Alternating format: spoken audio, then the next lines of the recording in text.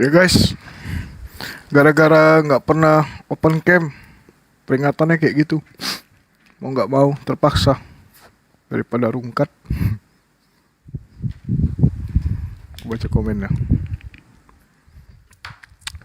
Mana Bang Zuma di tap dulu teman-teman. Sarli akhirnya on cam, yoi.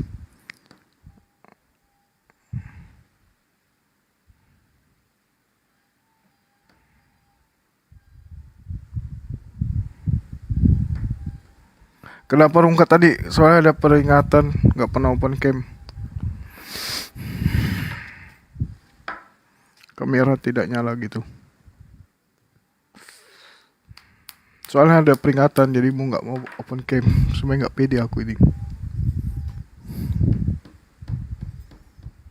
Di tap ya teman-teman sambil kita tunggu Bang Zuma.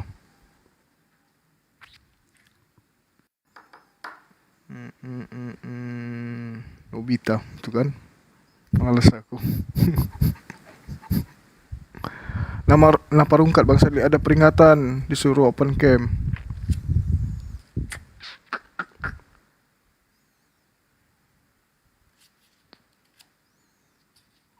Assalamualaikum Bang Sadli. Waalaikumsalam. Pantun dulu, siap, nanti kita pantun.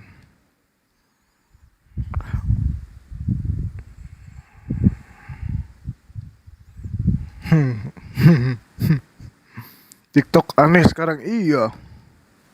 Makanya tuh banyak yang bilang Nobita.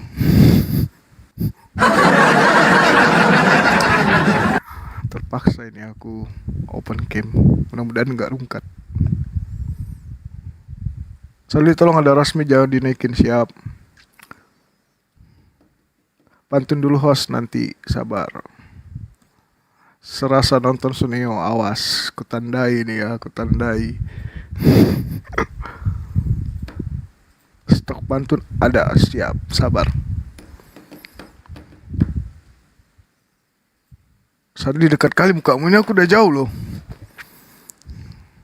Di tap ya teman-teman sampai 35k. Judulnya apa? Silakan temanya. Ada ide? Jangan lupa di tap layar. Satu rumah ada semua. Yoi, ini kursinya siapa?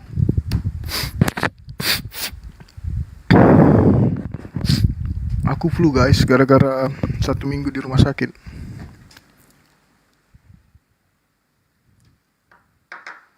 Halo Bu Darni, selamat malam. Silakan Bu Darni request naik. Bang Zuma kemana? Di tap dulu sambil kita tunggu Bang Zuma supaya nggak rungkat.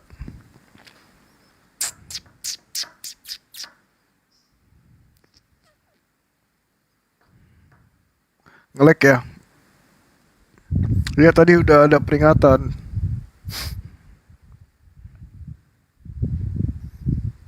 Gak live YouTube ya Bang? Itu lagi di live kan? Sabar. Bang Sadli orang mana? Makassar.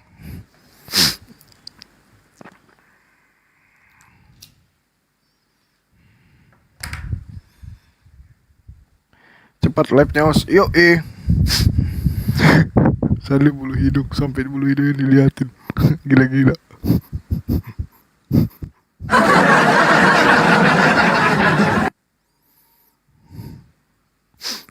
Sudah mandi Sadli? Sudah kemarin. Mandi waktu hari Jumat. Sadli mau jadi mantuku? Waduh.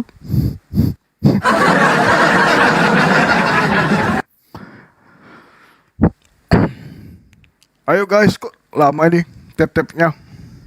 Aduh. Pentol koje tenggelam, siap. Adakah pantun malam ini? Ada. Ada sayang, ada. Ayo guys di tap. Oke, sudah 33k. Silau guys.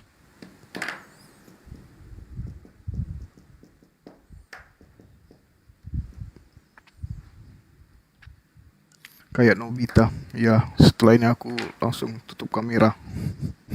Kalau Bang Zuma udah naik.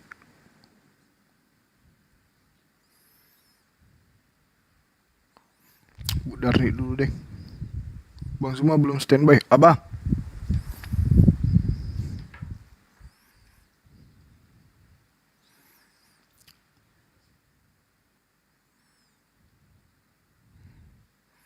Ih, baru kali ini ada yang bilang mirip orang Korea. Tapi dibilangin Nobita. Gimana ceritanya?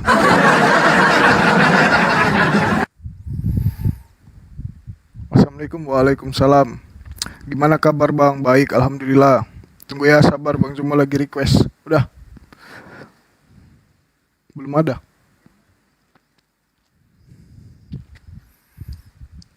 Malam ini Bang Zuma live jam berapa? Ini lagi OTW. Itu udah ada Bang Zuma. Ya.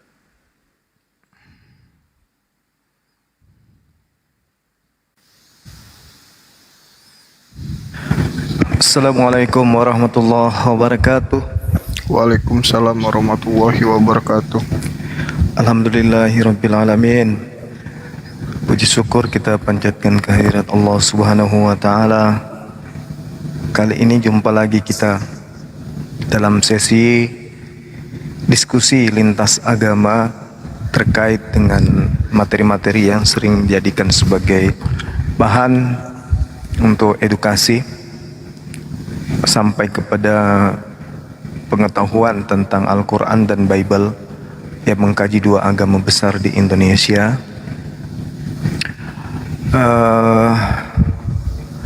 Hal menarik kemudian yang perlu diperbincangkan ini adalah beberapa hal, di antaranya tentang konsep ketuhanan, konsep keselamatan, dan juga tentang hukum di dalam agama, kitab suci, dan hal-hal yang mungkin bersifat baru yang masih asing di kuping kita. Nanti kita serahkan kepada narasumber dari pihak Kristen. Kalau ada yang mau bernarasi terkait dengan Al-Quran, kita persilahkan. Insya Allah kita akan menyampaikan isi kandungan Al-Quran sesuai dengan apa yang kita pelajari selama ini. Dan kalaupun ada yang ingin membahas tentang Bible, kekristenan, kita pun akan menjelaskan, mengkaji tentang apa yang kita pahami, kita pelajari selama kita menjadi apologet Islam. Yang pada intinya diskusi seperti ini, teman-teman sekalian, itu bukan untuk saling menghina, bukan untuk saling menjelekkan pribadi satu dengan pribadi lain, atau menjelekkan agama satu dengan agama lain, melainkan mendudukkan perkara pada tempat yang sesungguhnya. Kalau memang dia jelek sesuai dengan kodratnya, maka akan jelek. Tapi kalau dia baik sesuai dengan kodratnya, maka dia akan baik. Sekuat apapun kemudian kita berhujjah, ya, kita memberikan pendapat, kita menyampaikan sesuatu kaidah maksud saya. Kalau apa yang kita sampaikan itu tertolak oleh kebenaran, maka akan tertolak juga dengan sendirinya. Demikian juga sebaliknya, sekuat apapun kemudian orang melakukan dogma atau doktrin pendalaman materi terhadap Islam, tapi Islam itu adalah hak kebenaran, maka tetaplah hak, tetaplah kebenaran. Ya, saya kira begitu sahabat-sahabat sekalian. Mungkin ada yang sudah mau berdiskusi, waktu dan tempat disilakan. Sambil kita berdiskusi, teman-teman, sambil bersalawat dalam hati, memuji kepada Allah Subhanahu wa taala dan juga memuliakan baginda Rasulullah Muhammad sallallahu alaihi wasallam. Ya, silakan host, kalau misalnya ada tamu dinaikkan aja.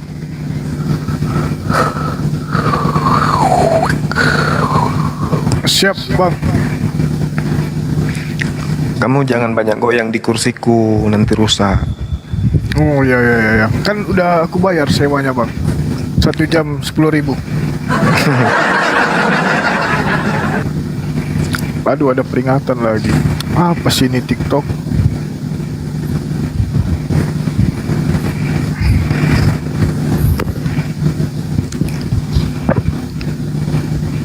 Silakan teman-teman Kristen yang mau naik.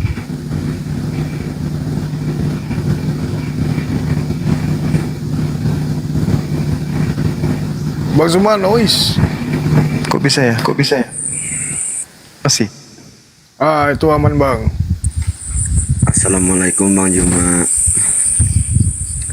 Waalaikumsalam warahmatullahi wabarakatuh. Silakan bang. Gini Bang Juma, Ya, aku kemarin nonton kisah nyata, apa itu, film Pina itu. Apa benar kalau orang sudah meninggal di dalam Islam itu arwahnya gentayangan atau penasaran? orang yang meninggal dunia itu tidak ada lagi hubungannya dengan alam dunia ini. Tak ada lagi hubungannya dengan kehidupan dunia. Ya, sesuai dengan yang kita pelajari. Jadi kalau misalnya ada orang yang meninggal lalu kembali ke dunia, ya bisa jadi itu adalah jin yang kemudian berpura-pura menjadi si mayit. Gitu bang. Karena sudah terputus hubungannya dengan kehidupan dunia.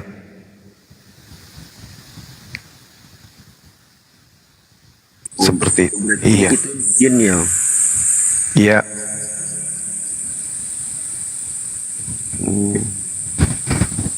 Bisa jadi itu setan kemudian yang kembali yang datang untuk menyesatkan manusia agar manusia itu memiliki pemahaman yang berbeda dengan kitab suci. Seperti itu bang. Ketika kemudian roh itu sudah terpisah dengan jasad manusia, maka disebutlah kematian. Dan kematian sendiri itu adalah peristiwa saat ruh berpisah dengan jasad. Nah, kalau kita lihat berdasarkan penjelasan daripada guru Ibnu Qayyim Al-Jauziyah, pernah saya baca kitab beliau, ruh itu terdiri dari dua macam. Yang pertama, ruh yang mendapat kenikmatan dari Allah dengan diberi kebebasan serta tidak dibelenggu, sehingga mereka bisa saling bertemu dan mengingat apa yang terjadi di dunia. Yang kedua adalah ruh yang mendapat siksaan dan disibukkan dengan siksaan yang menimpahnya dan tidak bisa saling berkunjung atau bertemu. Nah, itu yang dikatakan oleh guru saya ya. Saya katakan guru saya karena saya belajar tentang buku beliau, yaitu Ibnu Qayyim Al-Jauziyah, seorang ulama. Jadi ketika diungkapkan bahwa roh yang meninggal ini bisa bertemu dengan roh manusia yang masih hidup, hal ini dijelaskan oleh banyak ulama memang dengan berbagai dalil dari kitab-kitab yang kemudian pernah dipelajari oleh orang-orang yang mendalami tentang materi ini. Gitu. Jadi ruh yang meninggal dunia bisa bertemu yang masih hidup dalam mimpi, karena mimpi terdiri dari 3 jenis. Yang pertama, mimpi dari Allah, di antaranya bertemu dengan ruh orang-orang yang sudah meninggal dunia. Di antara ciri mimpi yang datang dari Allah, perasaan senang, bahagia saat bermimpi. Hal itu terbawa sampai orang bermimpi tersebut terbangun dari tidur. Yang kedua, mimpi berupa terbawanya aktivitas keseharian dalam tidur, dan mimpi yang berasal dari setan yang di dalamnya diwarnai dengan ketakutan-ketakutan. Nah, artinya bahwa roh itu datang hanya bisa melalui mimpi, pertemuan antara satu roh yang diterima oleh Allah dan pertemuan dengan roh yang beriman kepada Allah. Nah, terkait yang saudara pertanyakan tadi itu, ya saya ragu tentang cerita ini. Jadi kalau berbicara mengenai terpisahnya roh dari jasad, itu bisa dijelaskan bahwa hal ini adalah gaib. Itu merupakan rahasia Allah. Kematian hanya ibarat seperti umur buah kelapa misalnya, yang tidak tahu kapan akan jatuh dari pohonnya. Ada yang masih berbentuk bunga sudah jatuh, ada yang sudah tua belum jatuh, bahkan ada yang sampai tumbuh di atas pohon tidak jatuh-jatuh. Seperti itu, Bang. Jadi kalau saya ditanya tentang itu, ya tidak ada dalil secara mutlak yang bisa saya jelaskan bahwasanya orang yang sudah meninggal itu bisa kembali, melainkan seperti yang saya uraikan berdasarkan Ibnu Qayyim tadi. Siap siap bang.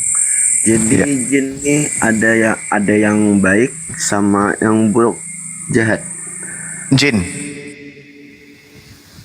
Jin. Bang juga. Iya, betul. Ya jin. Iya. Wa ma khalaqtul jinna wal insa illa liya'budu. Aku Allah tidak menciptakan jin dan manusia kecuali hanya untuk beribadah kepadaku. Jadi jin itu ada juga yang beribadah kepada Allah, ada juga yang kufur, yang kafir, meninggalkan kemudian perintah Allah untuk taat beribadah kepadanya. Seperti itu.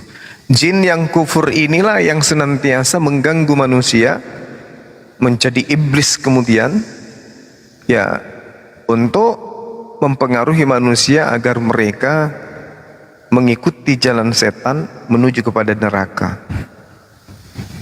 Seperti itu, Bang. Oh oke bang. Saya paham bang. Iya.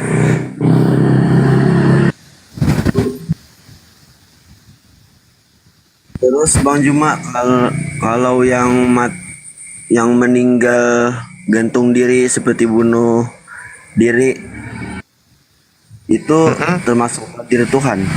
Gimana? Yang seperti bunuh diri, gantung diri itu termasuk takdir Tuhan. Bunuh diri itu bukan takdir. Bunuh diri itu pilihan. Bunuh diri itu pilihan. Jadi tidak ada orang bunuh diri itu sebagai takdir, bahwa kelak kamu itu ditakdirkan matinya bunuh diri. Akan tetapi orang yang memilih bunuh diri di dalam mengakhiri hidupnya itu sudah diketahui oleh Allah bahwa si fulan dalam usia sekian dia melakukan bunuh diri. Allah sudah tahu, tetapi bukan Allah yang memerintahkan dirinya untuk bunuh diri. Bukan Allah yang menentukan dia bahwa dia itu yang bunuh diri karena Tuhan sudah takdirkan. Enggak. Seperti itu, Bang. Terima kasih bang Juma. Iya. Tapi satu lagi bang Juma, boleh bertanya bang Juma? Iya, silakan. Ada satu riwayat yang mengatakan ada 72 gulungan, hanya satu gulungan yang selamat. Bagaimana itu bang Juma? Kalau saya sederhana, dalam dunia apologet saya menjelaskan sesuai dengan pendalaman materi yang saya lakoni. Rasulullah Muhammad SAW itu adalah seorang nabi yang diutus kemudian kepada seluruh umat manusia. Berarti umat manusia ini semuanya adalah umat Rasulullah. Bil bayyinati waz zubur wa anzalna ilaika dzikr litubayyana lin-nasi. Beliau Rasulullah Muhammad SAW diutus kepada seluruh umat manusia, sehingga siapapun yang hidup setelah Islam itu datang, maka mereka itu termasuk golongan manusia yang harusnya menjadi umat Rasulullah. Tapi karena mereka kufur, mereka ingkar, maka mereka tidak masuk ke dalam satu golongan yang disebut golongan damai sejahtera, golongan selamat, golongan yang berjamaah. Berjamaah artinya ini sama-sama berserah diri untuk tunduk sujud menyembah kepada Allah. Nah, umat Islam itu berjamaah, mereka berbondong-bondong setiap hari mereka untuk kemudian sujud beribadah kepada Allah, sebagaimana di dalam Yesaya 66 nomor 23, bahwa seluruh manusia akan datang kepadaku beribadah, sujud, menyembah, menghadap kepadaku. Nah, ini yang dipraktekkan oleh umat Islam. Maka satu golongan itu adalah umat Islam. Golongan lain itu adalah yang di luar Islam. Kenapa bisa demikian? Karena mereka ini adalah manusia yang masuk dalam kategori umat Rasulullah.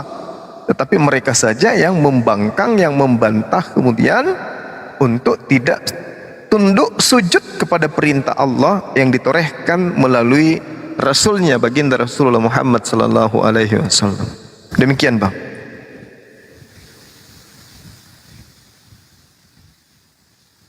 Oh siap bang, paham saya bang. Iya, sama-sama. Itu saja yang bisa saya tanyakan bang. Makasih. Terima kasih banyak bang. Sama-sama.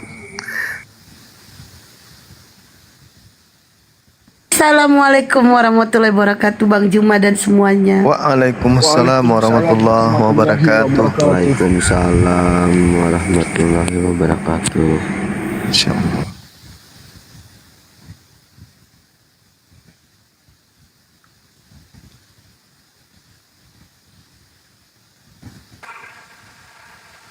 Hanya mana host? Selamat malam Ipoda. Sipoda. Silakan. Waalaikumsalam. Waalaikumsalam warahmatullahi. Bang Zuma, Ya, alhamdulillah dengar suara Bang Zuma sehat. alhamdulillah. Alhamdulillah sehat Bang Zuma ya. Iya, Masih Sehat. sering olahraga Bang Zuma. saya olahraganya rutin. Sholat ya kan. Kasihlah tipsnya Bang Zuma. Gimana? Kasih tips kesehatannya Bang Zuma. Biar berotot gitu kayak Bang Zuma tuh. Oh, kalau itu push up aja. Kalau saya sih mau push up. Saya tidak angkat beban. Kalau untuk pola makan gimana Bang Zuma? Kalau saya tidak makan daging, saya makan ikan. Itu aja. Oh, keren. Saya nggak terlalu banyak makan nasi juga. Olahraga hampir tiap hari Bang Zuma ya.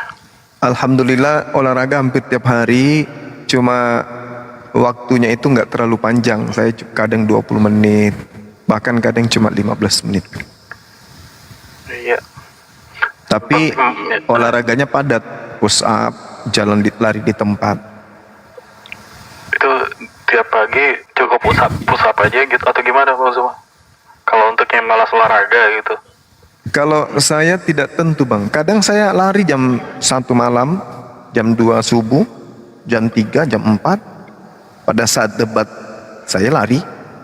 Kalau mic saya tutup, itu kadang saya lagi jogging di tempat. Ini kok beda ya sama aku? Aku juga itu lari Bang. Tapi badanku nggak kayak Bang lari dari kenyataan. Terus aku juga ngangkat beban hidup. Nah. Bunda Esti selalu senang dengarnya Bunda Esti. Kalau ada Bunda Esti selalu semangatnya bisa ngatur keamanan Komal. Oke Bang Zuma, yang penting makannya dijaga Bang Zuma. Iya, betul. Diatur olahraga. Benar. Sehat selalu. Nggak, makannya dijaga Bang biar nggak ada lalat. Nanti datang pula kucingnya kan diambil ikan Abang. Iya, benar juga sih. Ya Bang Zuma, sehat-sehat semuanya. Iya, alhamdulillah. Amin. Amin ya rabbal alamin. Alhamdulillah. Saya izin turun. Ya, makasih Bang Ya. IP Buddha. Salam kenal. Ya, salam kenal Bang Zuma. Assalamualaikum. Waalaikumsalam warahmatullahi wabarakatuh. Waalaikumsalam. Tapi aku lomba lari gagal terus. Karena bolak-balik aku lari dari kenyataan, nggak bisa-bisa. Malah kenyataannya datang terus. Ah udahlah mute aja.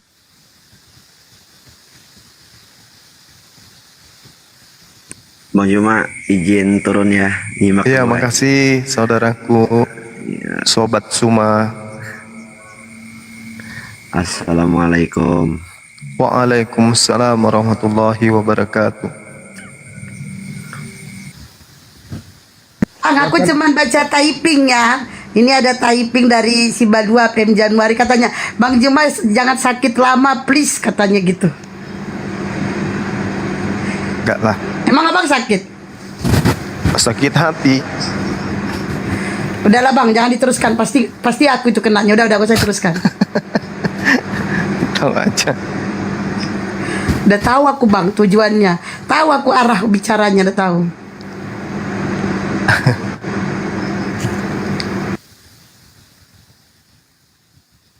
Kalau teh naik kalian noten. Mana temanya host? Bikin temanya apa? Oh, jangan menuarkan Bang Juma gitu kali ya.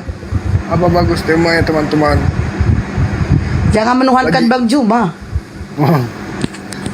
Lagi nggak ada ide aku. Apa ya? Jangan menuhankan berkelamin. Jangan, nanti hotel ngamuk dia. Tunggu telepon dari Pak Jokowi bentar ya. Iya, Pak. Ayo guys, teman-teman. Apa ya temanya? Temanya terserahlah, aku pun bingung. Bosan juga awak bikin tema ya. Coba Oten dulu yang naik, Oten naik kalian. Dan host pantun host. Jadi pantun host nih. Ikan kakap, ikan tongkol. Banyak cakap, Oten tolol. Salah. Bunda Esti cek kodam.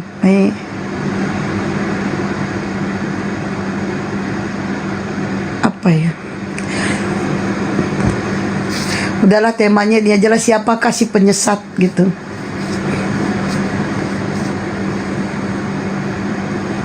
Ayo mana nih?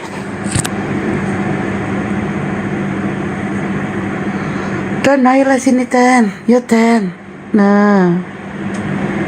Apa sih kalian ini? Esti rajin olahraga ya. Olahraga makan. Olahraga makan. Assalamualaikum Gurunda, Bunda Esti, Bang Sadli. Waalaikumsalam. Habis lawan siapa Bang Nandar? Enggak lawan siapa-siapa. Enggak diskusi.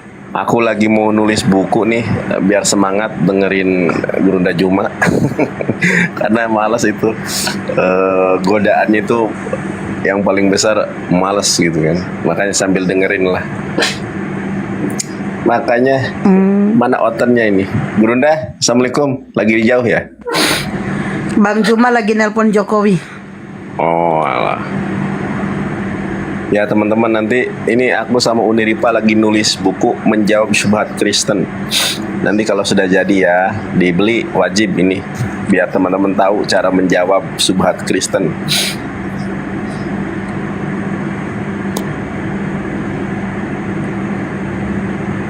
Ayat 10, agama Kristen. Anakku adalah Tuhanku. Anakku adalah. Bunda, Bang Handi kemana? Nggak tahu aku. Nggak tahu. Emangnya aku sekretaris Bang Handi. Udah lah, naik. Anakku adalah Tuhanku. Emang sejak kapan Maria menuarkan tuh anaknya?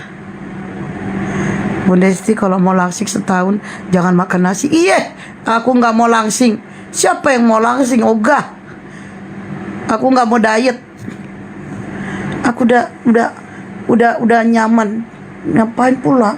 Sayang kali makanan enak di diet kan. Ngada-ngada kalian.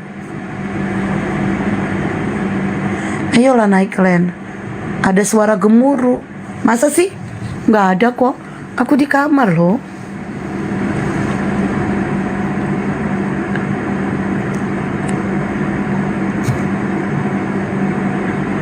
Aten. Host nanya kenapa hadis Islam. Aku di kamar, di kamarku nggak ada suara kipas angin loh. Coba aku mute. Tes. Assalamualaikum warahmatullahi wabarakatuh. Waalaikumsalam warahmatullahi wabarakatuh. Apa kabar semuanya? Sehat toh? Mesin. Alhamdulillah kabar baik. Gak ada mesin apa-apa loh. Masa AC bersuara kan enggak. Noise dari mana sih? Ruangannya kali. Abang dah Telepon semua. Jokowi. Telepon Jokowi. Syukron, Elang.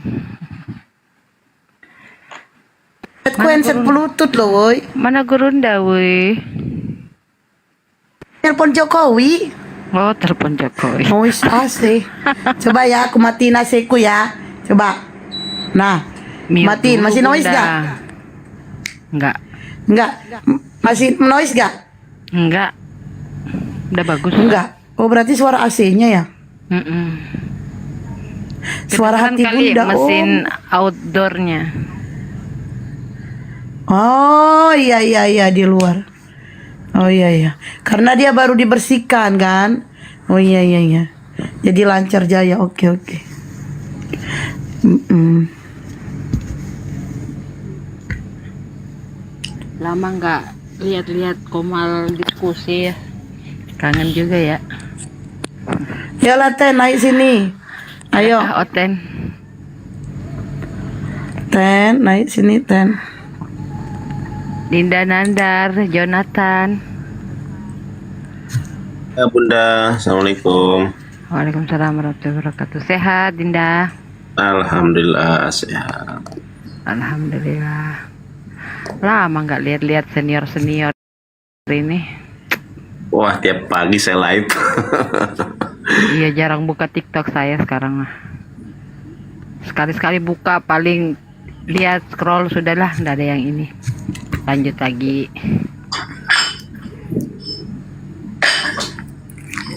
Masih terus. Komentar kita kok nggak pernah kebaca ya? Baca Mana? komentar apa Mbak Santi? Biar saya yang baca. Komentar Yang ini mana? Yang banyak mana? loh Mbak Santi. Ini saya baca. Jaring apa nih? Oten naiklah batu. Modal iman sandal bisa jadi Tuhan, kasih tema. Maybe a question. Apa tuh? Mungkin Ya pertanyaan. Ten naik Ten. Judul satu tahun aku tidur sama, aduh, kencang banget ya. Tuhan sekolah, ada suara kuntilanak. Kayaknya populasi Oten mulai habis nih Bunda. Iya. Banyak sekali yang ngasih tema ini. Waalaikumsalam. Mas Jibeli, siapa sih ini? Saya Oten naik, Niko, itu Niko, katanya dia Oten. Oten beneran kah? Niko. Mana Siapa Niko? nih? Niko. Adek Nico, Mike, Nico. thank you Adek Mike, Mika. Thank Kok you saya Abang disuruh, Dal. kok saya disuruh turun? Kenapa emang saya mengganggu di sini? Jadi Tuhan Pagan, apa sih ini? Bang Suma. kalau Bundo jadi- apa kabar? Sehat, alhamdulillah sehat. Bunda mau nanya Bun, itu Bang Nazrin, thank you. Tadi Bang Nazrin Yuli kok nggak mau ngasih Purwanto, paus. Ah, Bang Nazrin payah. Niko itu Muslim. Oh, Niko itu Muslim. Ya wes. Oten dilarang naik ke Komal. Aku Oten pun orang kalem dan orang Klaten. Ojo baper Ojo baca baper baca typing. typing. Penuhi Siapa yang Komal baper? kan buat Oten-Oten ya. Apa tuh? Baesti ya Banjinin Bunda, namanya ini pusaka kali. maksudnya. Pengen dicek kodam sama Bu Esti baluan. Ada aja nih saya ingin cek kodam. Cek kodam. Dari NTB, oke. Kirim singa ya. Mulai Ada lamar tulisan ngelamar Pada gua ngomong lagi. sendiri. Baca typing, bukan ngomong sendiri-sendiri lagi baca typing ini. Mari. Assalamualaikum warahmatullahi wabarakatuh semuanya. Waalaikumsalam warahmatullahi wabarakatuh. Apa kabar? Bang ini alhamdulillah Kabar baik. baik, Bang. Bang gak ada Oten. Baik. Ini aja lah ya Bang, dia katanya mau bertanya sama Bang. Siapa tuh? Nrals. Nrals, selamat malam. Ral. warahmatullahi wabarakatuh. Waalaikumsalam. Waalaikumsalam. Waalaikumsalam warahmatullahi wabarakatuh. Halo Bang Juma, saya mau nanya Bang. Sedikit, Iya, saya dari Islam. iya. Ini saya punya teman Bang ya. Kan dia ini keluarganya tuh kayak keluarga besarnya tuh dia Hindu. Cuman dia masuk ini apa namanya? Kristen. Nah, udah gitu dia semua ibadah itu ikut bang, kayak Hindu ikut, terus kayak Kristen dia Natalan juga ikut, terus ke Islam juga sholat dia ikut. Itu gimana bang? Coba pengen tahu bang. Itu namanya orang bingung, orang zolim, orang yang tidak memiliki pengetahuan yang memadai tentang agama, hanya mengikuti proses-proses aja tanpa mengetahui hukum-hukumnya. Di Islam itu dilarang kayak gitu. Sekali mau Islam, terkecuali kalau statusnya lagi sedang belajar atau sedang memperbandingkan agama, proses menuju kepada hidayah. Bukan hanya melakukan prosesi ritualnya, tetapi ada masa di mana dia belajar. Dia belajar nggak tentang Islam? Iya, dia kayak kalau lagi sholat itu kayak nyuruh saya tuh sholat katanya, tapi saya tanya dia Kristen, tapi dia juga ikut sholat. Saya bingung di situ. Ya, jangan-jangan dia misionaris. Dia bukan misionaris. Ya cuman itu aja sih bang yang pengen saya tanyain, Udah biar C6 saya kalau nanti gitu. juga ngejelasin ke teman sayanya. Iya, di Islam tidak boleh. Itu mempermainkan agama namanya. Kalaupun dia menyembah ketika dia sholat, kemudian dia menyembah kepada Allah, lalu kemudian dia juga kemudian percaya kepada sembahan agama lain, maka dia musyrik. Musyrik itu tempatnya di mana? Di neraka. Innal ladzina kafaru min ahlil kitabi wal musyrikina fi nari jahannam khalidina fiha abada. Orang seperti ini kekal di dalam neraka, kecuali bertaubat dan tidak lagi menduakan Allah. Beliau benar-benar menjadi Islam yang kafah. Tapi kalau dia melakoni seperti ini terus lalu dia meninggal, maka dia mati kekal di dalam api neraka. Demikian. Tapi itu kalau misalkan ibadahnya ke Muslim itu gimana bang? Ke ibadahnya ke Islam itu cuma ya? Ya, itu jatuhnya musyrik. Artinya dia menduakan Allah, menyembah Allah, menyembah juga yang lain. Musyrik itu lebih menyakitkan. Mending sekali dia kafir daripada dia Islam tapi dia kafir juga. Itu musyrik namanya. Ketika dia menyembah dalam prosesi agama lain, berarti dia sudah menjadikan Allah itu sebagai Tuhan yang memiliki saingan, tandingan.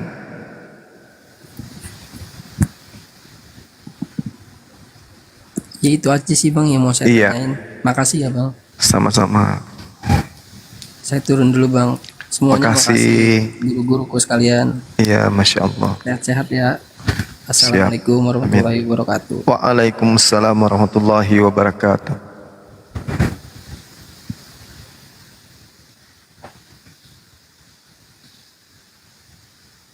Ya Oten naik dong sini, kita belajar sama-sama, nggak perlu takut lah.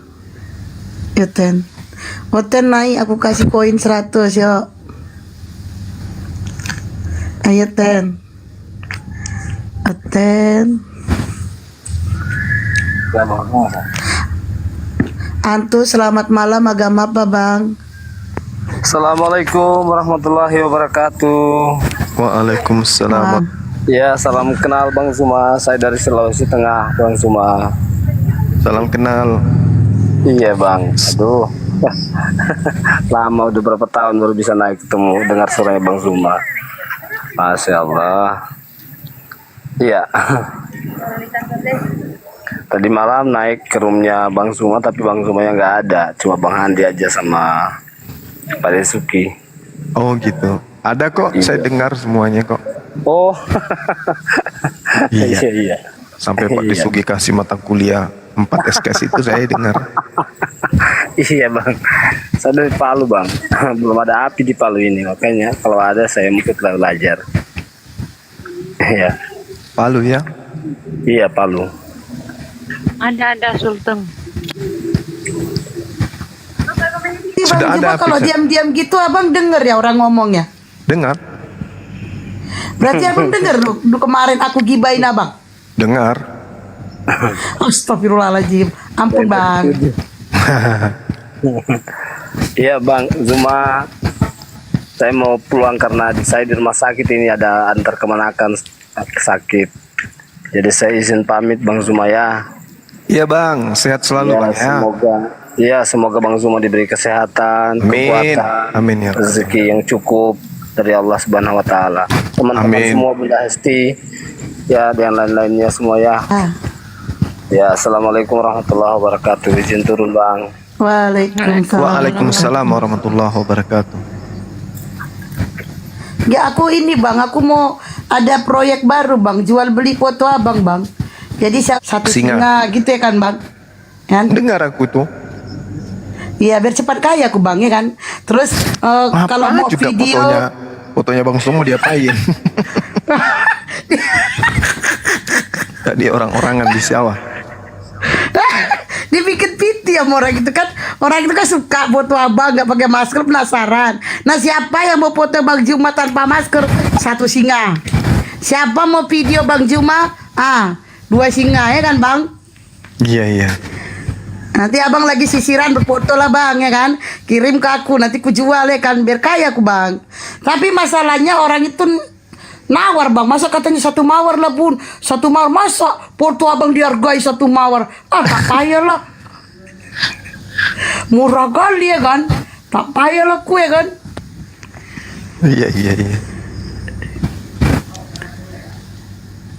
Udah bang banyak-banyak abang foto tanpa masker, nanti kasih aku bang biar ku jual. Gitu ya. Saya Iya. jawabannya enggak mau, Bunda. Enggak bakalan bisa ditukar singa, paus, apapun enggak bisa. Udah gak apa-apa, tukarin aja. Imrus naik kok. Mantras aku yang terus. Ki palsu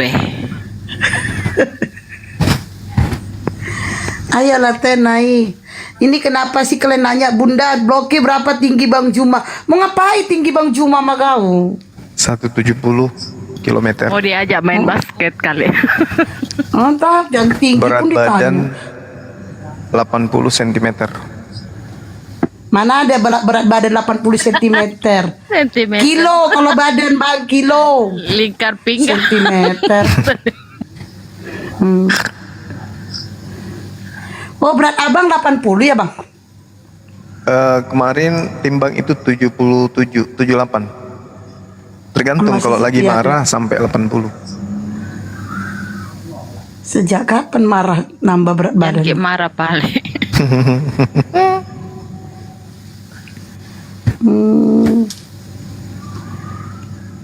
Tengok kayak gemuk abang. Ternyata Maksudnya? 78. 78 berat badannya itu 78 cm. Tingginya 170 Kilo bang, km. kalau badan kilo, sentimeter. Gitu ya. Tapi ku tengok kayak gemuk lah. Aduh.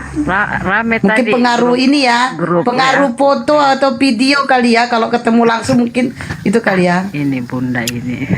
Tanya aja sih sama Ukti Dela. Gemuk nggak? Enggak. Dia lagi diet kok. Enggak. Tapi aku nggak percaya kalau nggak langsung ketemu bang. Makanya kapan kita Ideal ketemu itu, Bunda. langsung? Ideal itu segitu kalau Bang Suma. Ya aku nggak percaya kalau nggak ketemu langsung. 77 ya. Enggak gemuk dia. Kecuali Aku telan sudah Pak foto Pompo bareng. mungkin bisa gemuk. Aku udah foto bang, aku belum loh. Aku belum ketemu sama Bang Juma, belum pernah. Ke Medan enggak ketemu, Bunda? Aku mana di Medan. Jauh lagi aku dari Medan. Rumahnya ke Batam, mungkin aku bisa ke Batam. Ya sepeda. Terserah bang, jalan kaki pun nggak apa-apa. Kalau kuat abang. Iya gitu ya. Iyalah naik sepeda mau jalan kaki terserah.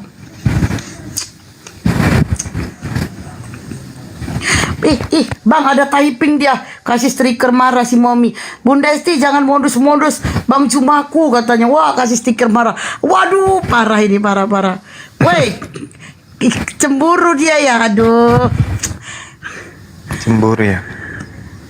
Jangan cemburu-cemburu lah. Dia belum lihat fotoku ini sama Bang Suma.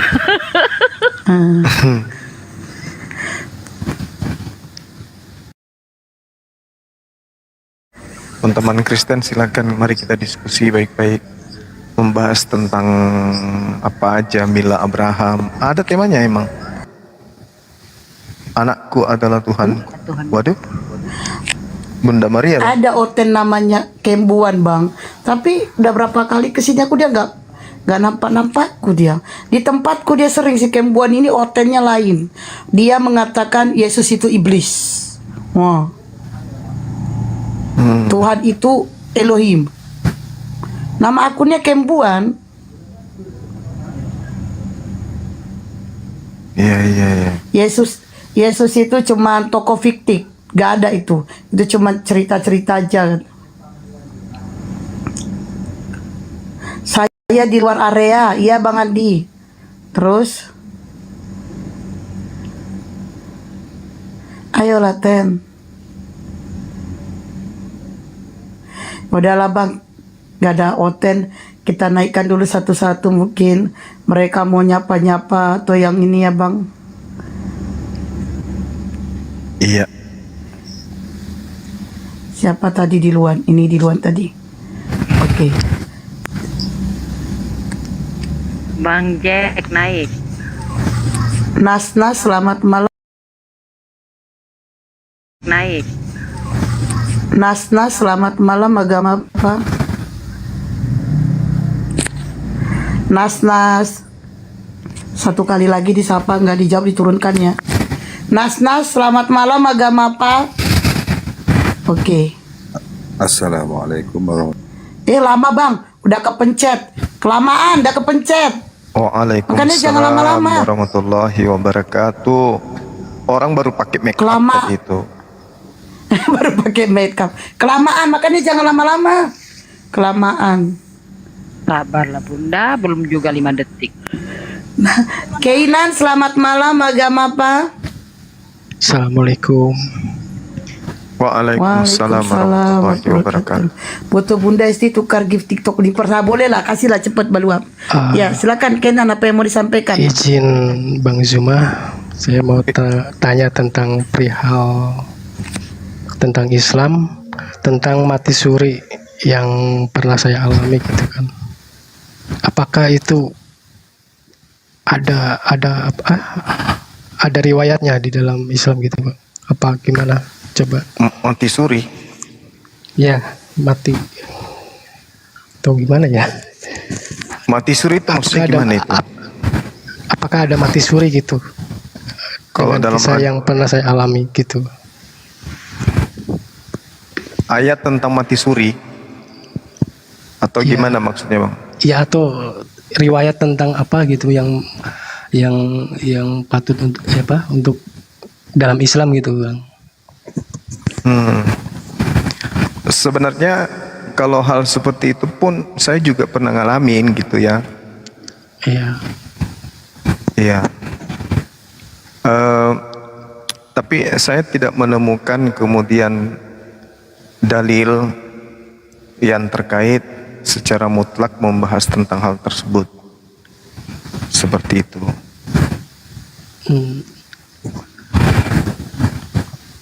Terkecuali kalau misalnya ketika Allah menjelaskan di dalam surah As-Sumar di ayat berapa? Ayat 42. Situ Allah Subhanahu wa taala menjelaskan kemudian Allah memegang jiwa manusia ketika matinya dan memegang jiwa orang yang belum mati di waktu tidurnya. Maka dia tahan jiwa orang yang telah dia tetapkan kematiannya dan dia melepaskan jiwa yang lain sampai waktu yang ditetapkan. Sesungguhnya yang demikian itu terdapat tanda-tanda kekuasaan bagi kaum yang berfikir. Artinya dari ayat ini kita bisa memahami bahwa kendali atas kematian seluruh manusia itu ada di tangan Allah. Ketika Allah memegang jiwa orang yang sedang tertidur, namun belum dilepaskan hingga waktunya tiba, maka ini kemudian bisa dikategorikan sebagai apa yang saudara sedang pertanyakan. Allah ketika memegang jiwa orang yang telah ditetapkan kematiannya, artinya bahwasanya orang itu tidak akan dikembalikan ruhnya atau jiwanya ke dalam jasad. Jadi kesimpulannya terkait dengan yang saudara pertanyakan, Allah Subhanahu wa taala memiliki kekuasaan mutlak di atas kehidupan seluruh makhluknya. Jadi mati suri yang dimaksud kemudian itu artinya salah satu ujung tali roh terlepas, tapi dia masih hidup karena ujung lainnya masih terikat, sehingga membuat bisa hidup kembali.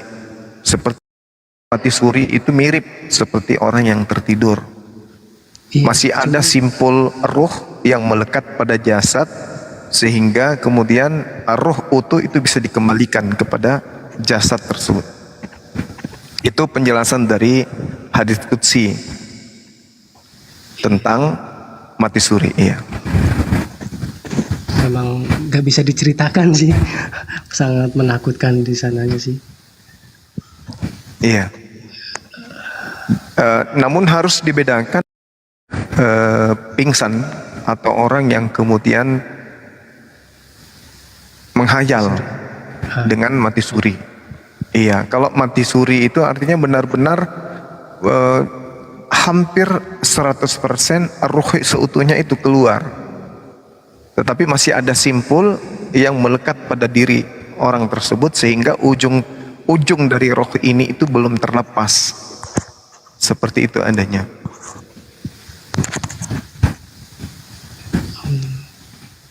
Apa yang Anda alami pada saat mati suri itu?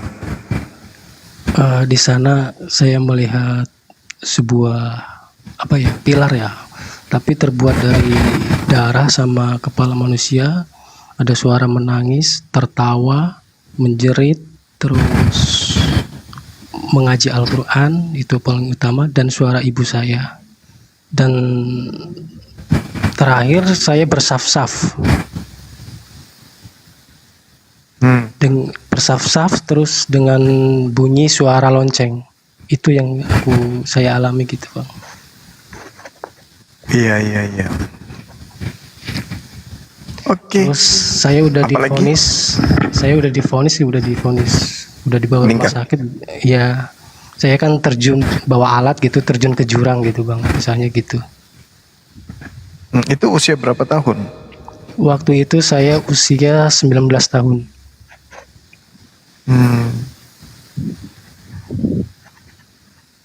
Iya. Terus ketika kembali ke dunia ini terus jadi merasa takut gitu. Ya takut sama Allah terutama gitu. Ya udah Bang, gitu aja sih Bang yang pertanyakan. Cuman itu aja ya. Terima kasih Bang ya. Iya, sama-sama Bang. Sama-sama. Assalamualaikum. Waalaikumsalam warahmatullahi wabarakatuh. Abang sendiri apa yang abang alami waktu mati suri? Nggak ingat karena waktu itu masih usia 2 bulan 3 bulan. Tapi ini sudah dibungkus. Hanya karena kebetulan ada abang dari bapak saya itu telat datang. Akhirnya begitu dia naik ke rumah, karena kita waktu itu masih rumah adat, naik ke rumah, dia minta supaya kain itu dibuka. Dia melihat ponaannya untuk yang terakhir kalinya waktu itu. Begitu dia buka kain, menurut cerita keluarga besar saya, tiba-tiba dia lihat aku segukan ya. Paham gak sih? Iya, cekukan. Cekukan. Orang saya bilangnya siduk. Lantas kemudian disuruhnya mama waktu itu, tolong dinetein coba anaknya. Orang semua kaget. Heboh pada saat itu karena adik bungsu dari bapak saya itu pas hari menikahnya juga. daripada orang tua saya gitu, karena lagi menikah. Akhirnya ternyata begitu dinetein sama seperti Yesus, isap netek dia Bang Suma tuh, netek tiba-tiba. Jadi mengheboh, semua orang yang di pesta itu beralih semua ke rumah.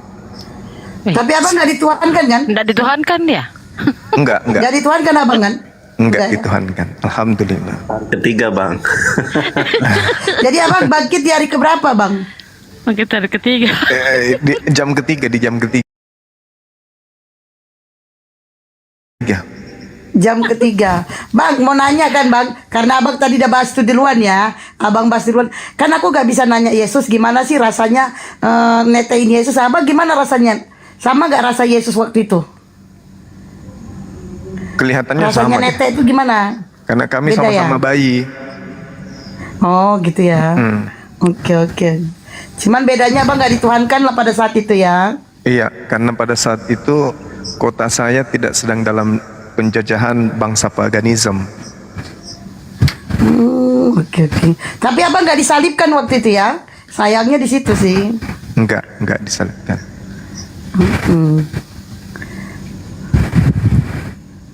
Enggak Untungnya disalibkan. nggak udah besar bang. Kalau sempat abang segini mati suri, pasti abang dituhankan. Gitu ya. Bu, iyalah udah dewasa kan. Bunda siapa nih Bunda Caciko. Selamat malam. Assalamualaikum Bang Suma. Waalaikumsalam warahmatullahi wabarakatuh, Bang. Waalaikumsalam warahmatullahi. Saya dari Sulbar Bang. Sumbar. Sulbar. Oh, Sulbar. Mamuju. Iya. Polewali Mandar. Siap. Iya, gimana kabarnya, Bang? Alhamdulillah, makan jamu. Kanjam. Iya. Bisa bahasa Bugis berarti ya. Iya, bisa Bang. Kebetulan saya orang Mandar tapi istri orang Bugis. Oh, gitu. Iya, Bang. Bugis mana? Bandung, bukan? Nah, Bugis. Bugis Bandung bang, ini lama-lama aku aja berantem betulnya orang. Bugis Bandung, dari mana pula Bugis Bandung bang? Anak Iya, saya untung Bugis kita Bandung. jauh lah bang, bener. Untung kita jauh, kalau dekat betul lah bang. Iya beneran, Neng Dila itu ribut Bugis aja. Bandung loh. Ya, Pula Bugis Bandung. Bener Bunda. Bandung ya Bunda Bandung, Aduh. Bugis. Ya, Bunda Hesti. inilah Bang Suma yang tidak bisa kita lupakan karena suka melucu juga kan. Iya. Serius itu ya, bukan bercanda. Iya. Juga kan. Iya. Serius itu ya, bukan bercanda. Ya, kebetulan saya sering ngikutin di YouTube. Saya suka lihat debatnya Bang Suma. Iya.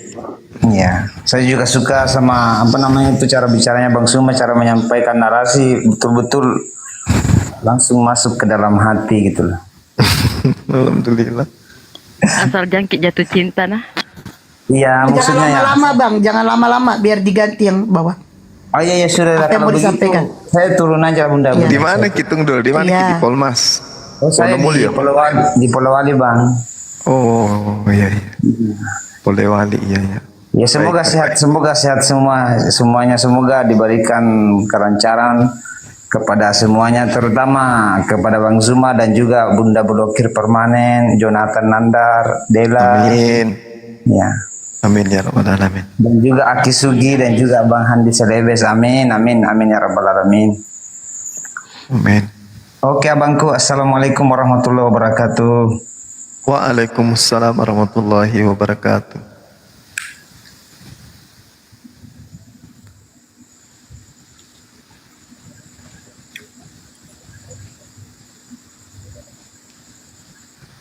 Merajuk Bunda Hesti. Bunda? Oh Bunda. Aku lagi balas WA, ada yang WA. Oke, yang agama Kristen yang mau diskusi, silakan naik, minta permintaan.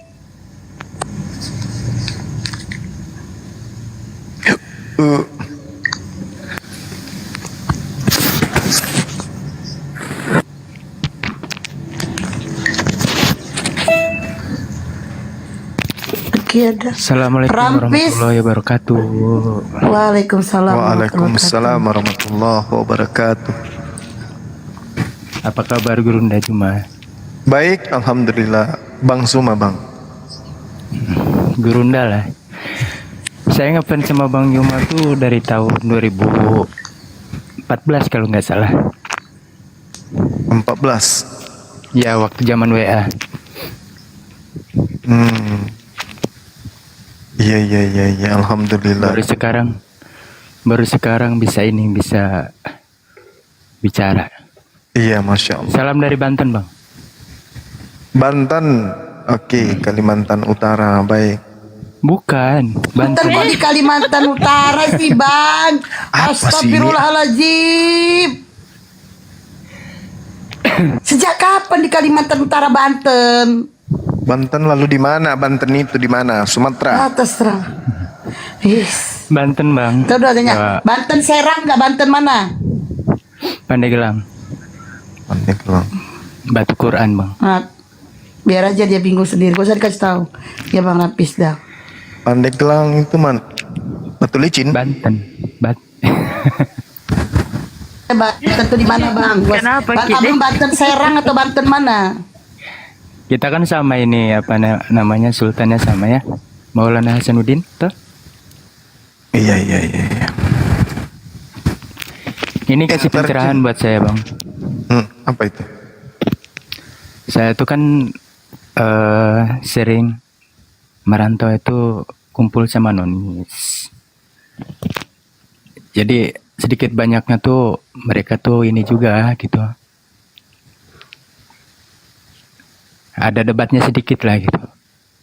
Iya. Terus. Saya belum ada ilmu, Bang. Maksudnya kasih senjata buat saya gitu buat lawan mereka gitu.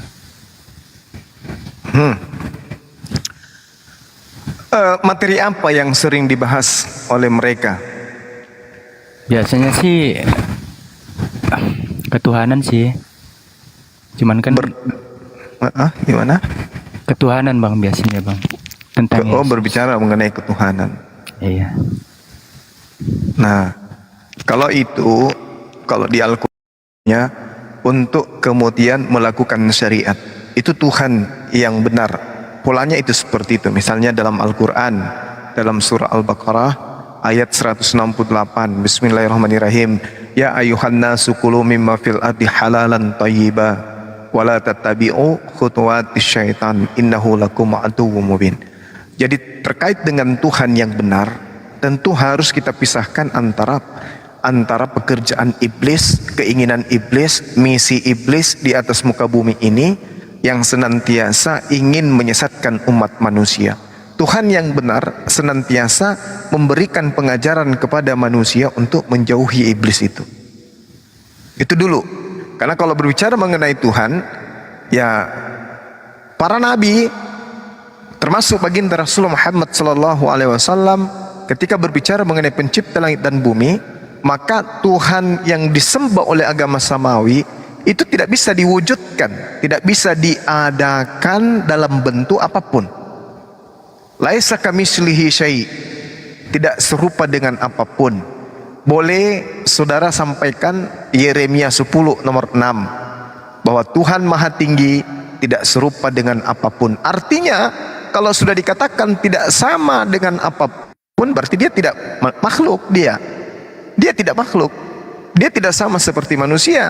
Dia tidak sama seperti malaikat. Dia tidak sama seperti apapun yang bisa kita lihat dan bisa kita akali, bisa kita telaah, maksudnya dalam bentuk visual. Itu nggak bisa.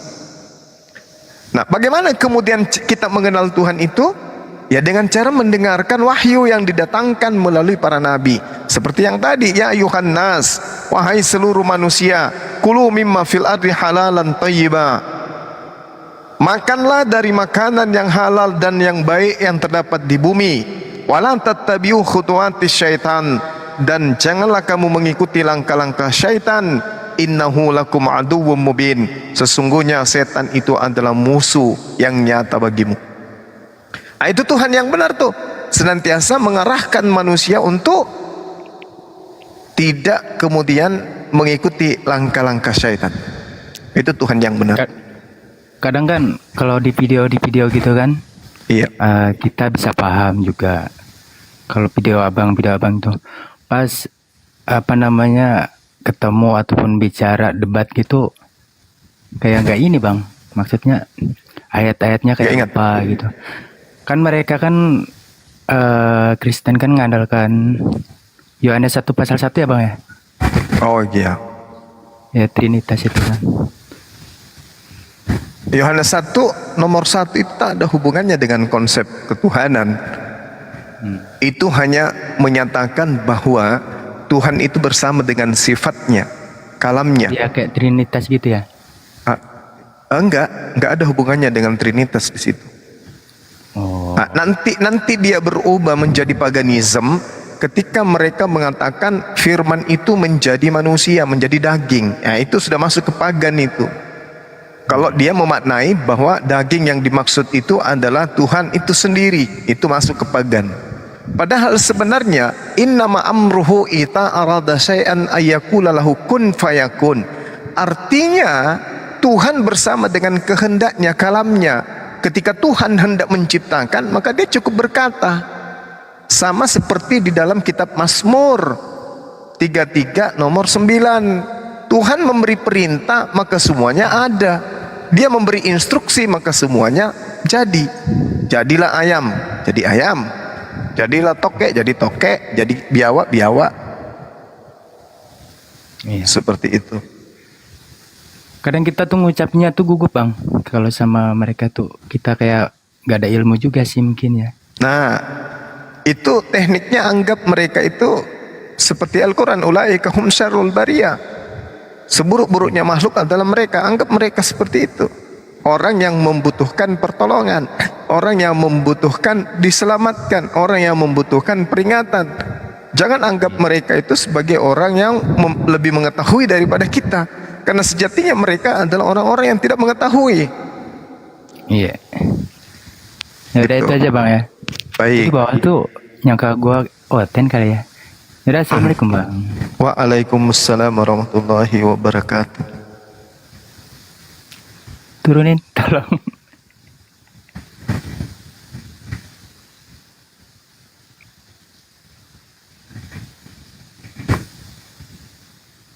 Setelah Ten naik Ten. Nih gimana ceritanya ya biar Ten naik nih. Tapi kalau di tempatku banyak Oten bang. Kenapa sampai sini Oten gak ini?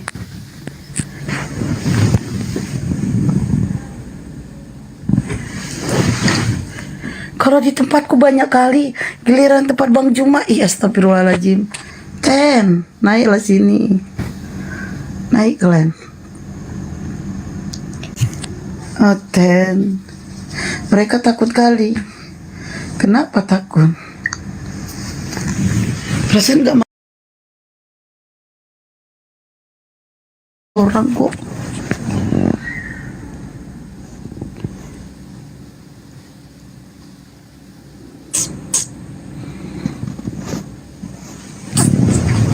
Oh Ten, naik sini Ten.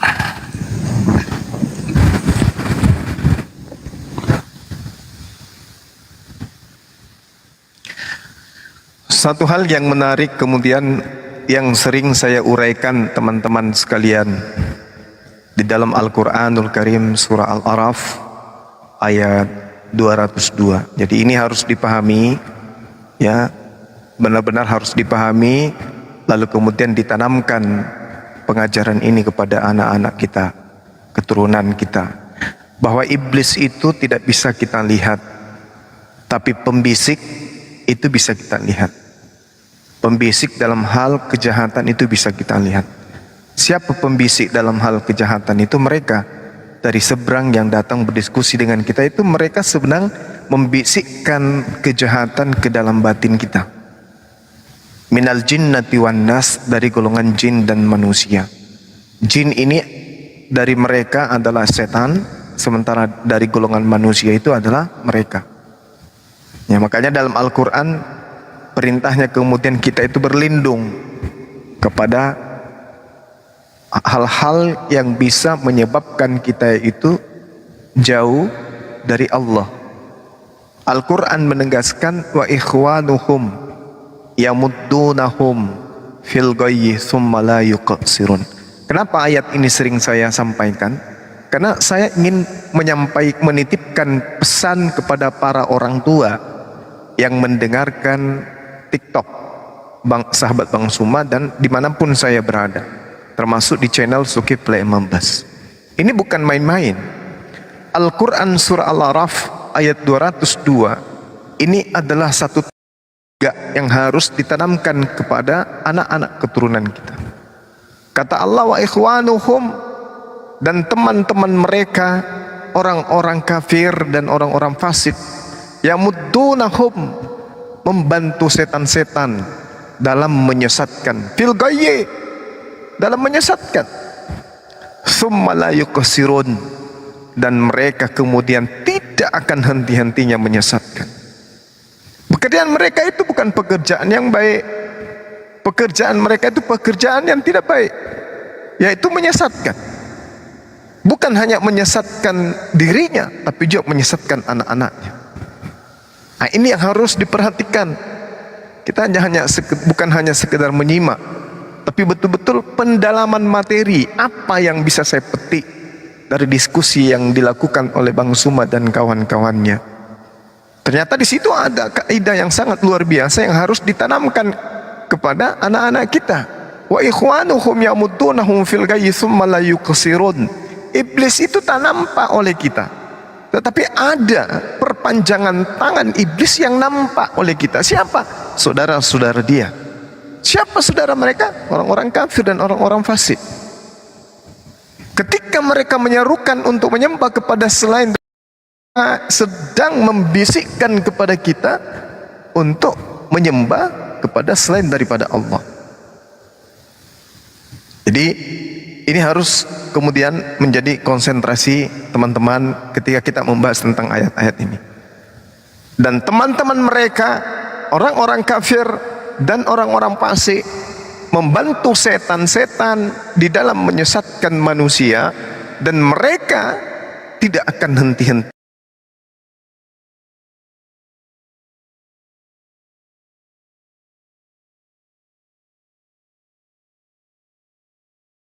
untuk menyesatkan.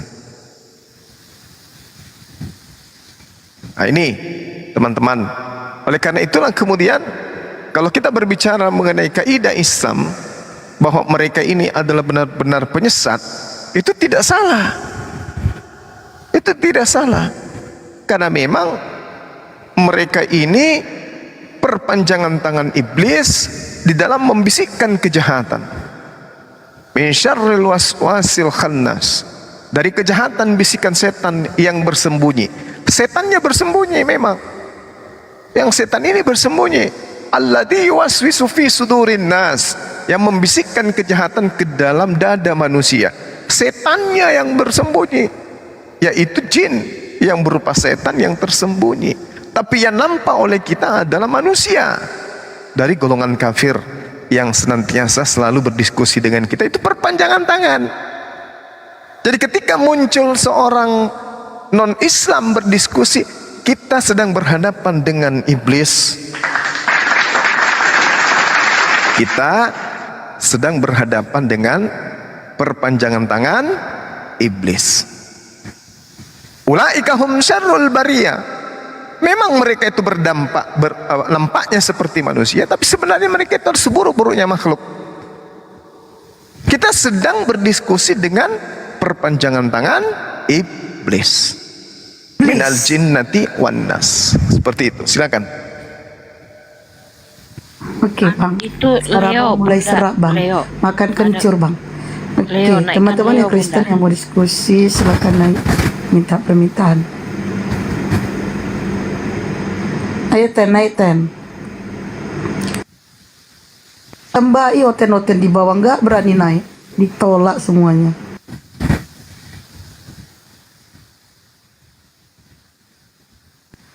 Naik, oten lagi ya. Ini di room oten sendiri karena membahas yang lagi viral Putri Sion. Putri Sion kenapa dia? Ajib sama si Kiai Murtad. Emang abang nggak tahu? Kenapa dengan Kiai Murtad? Kiai Murtad ngajak si Putri Sion ajib. Ajib apaan? Jadi Joget. diajak ketemuan lah ke hotel ya kan bang. Udah ketemuan di hotel. Alasannya mau belajar agama kan bang. Terus disampai di hotel, orang itu minum amer, mabuk-mabukan. Terus sudah minum amer, si Putri Sionnya kan mabuk. Terus mabuk ya ditiduri sama Kiai Murtad. Nah pas dicekukin ya, pas dia dicekukin itu, dia kan ditiduri gitu kan. Nah jahatnya itu difotoin, divideoin gitu bang. Yang mabuk siapa? Si Putri Sion. Itulah aku bilang kan, mereka ini hanya penjelmaannya aja yang menjadi manusia. Enggak, maksudnya kalaupun memang mereka melakukan, ngapain mesti dipoto-foto ya kan? Kan Allah sudah mengatakan wa makaru wa makarallahu wallahu khairul makirin. Semakin mereka memperlihatkan sisi kebaikan itu justru yang akan menghancurkan mereka sendiri. Kan gitu. Ada lagi muncul ngaku-ngaku Kiai Murtad. Pret. Namanya Daniel. Emang nggak tahu abang nggak dapat fotonya bang? Kalau fotonya yang orang itu dapat. Kiai Murtad. Kalau Putri Sion ini kayaknya penghujat deh. Iya, makanya kena karma jadinya kan, maksudnya ya kalau karma itu kena jadinya kan akibat dari menghujat, akhirnya aibnya kebuka. Penghujat kan. Dia itu penghujat. Saya teman WA beberapa tahun yang lalu Putri Sion. Dia selalu berkata tidak senonoh tentang Nabiullah. Katakan Nabi kita itu, Nabi Muhammad dibilangnya apa? Betul. Meniduri bocil. Akhirnya betul, dia ditiduri. Dia itu betul. Penghujat kelas kakap itu. Tapi kalau nggak salah umurnya itu sudah di atas 40 tahun. Sebaya bang. Masih ini rupanya, masih ngeper. Gak tahu bang kalau itu bang. Tanya si Kiai Murtad lah bang. Aku gak tahu kalau itu. Berarti Kiai Murtad. Kiai Muncrat ini berarti ini si Kiai Muncrat ini berarti tidak laku juga dia. Ya Allah bang, mukanya aja kan abang udah tengok fotonya, mukanya macam setahun gak mandi, jorok, hitam, dekil. Astagfirullahaladzim, kok bisa-bisanya lah Putri Sion selera di laki-laki kayak gini. Kayak gila kali. Mak lampir. Coba lah bang, kalau tengok keringat, aduh gatel lah bang, dekilnya minta ampun, betul. Untungnya lah aku jauh sama dia, kalau dekat aku siram ya, mandi kau jorok kali kau.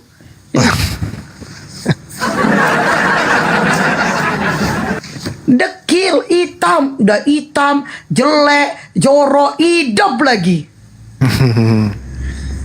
Gimana itu teman? Gimana itu? Parah itu, parah. Makan babi. Aduh. Babinya masuk ke dalam tubuh, menjadi daging, menjadi darah, menjadi kulit. Ya kan, dari kecil diberi makanan babi. Berarti tubuhnya penuh dengan babi. Ya, tuh. Jadi, tabiat babi lah dia. Wajar aja lah. Iya kan? Tapi kena. Astagfirullahaladzim. Benar gak? Enggak, aku iya bener bang, bener. Aku cuman kagetnya gini loh bang. Nama akunnya kan keren ya. Kalau kita nama akun Putri Sion gitu ya kan. Nama akun Putri Sion. Ya kayak ini cakep deh orangnya kayak gitu ya. Tapi pas ditengok si Kiai Murtad, kok bisa lah Putri Sion selera nih orang kayak gini. Jadi curiga aku, jangan-jangan Putri Sion boneng orangnya. Enggak, dia ini mukanya itu mirip-mirip Sofiatul. Oh, Sofiatul. Muka kotak juga. Hmm. Peta. Ya muka peta. Jadi muka apa? Udah dijamba dia loh, sekalian gak naik, dia ada dijamba, gak naik. Oh gitu. Pantas lah Bang. Tetris. Muka bongkar Selera pasang. juga si Kiai Murtad. Ya namanya Yai Muncrat apa aja. Dia bukan itu Bang, memang aslinya dia Kristen, namanya Daniel Bang. Cuma nama akunnya dibikinnya Kiai Murtad, namanya Daniel. Dia memang Kristen.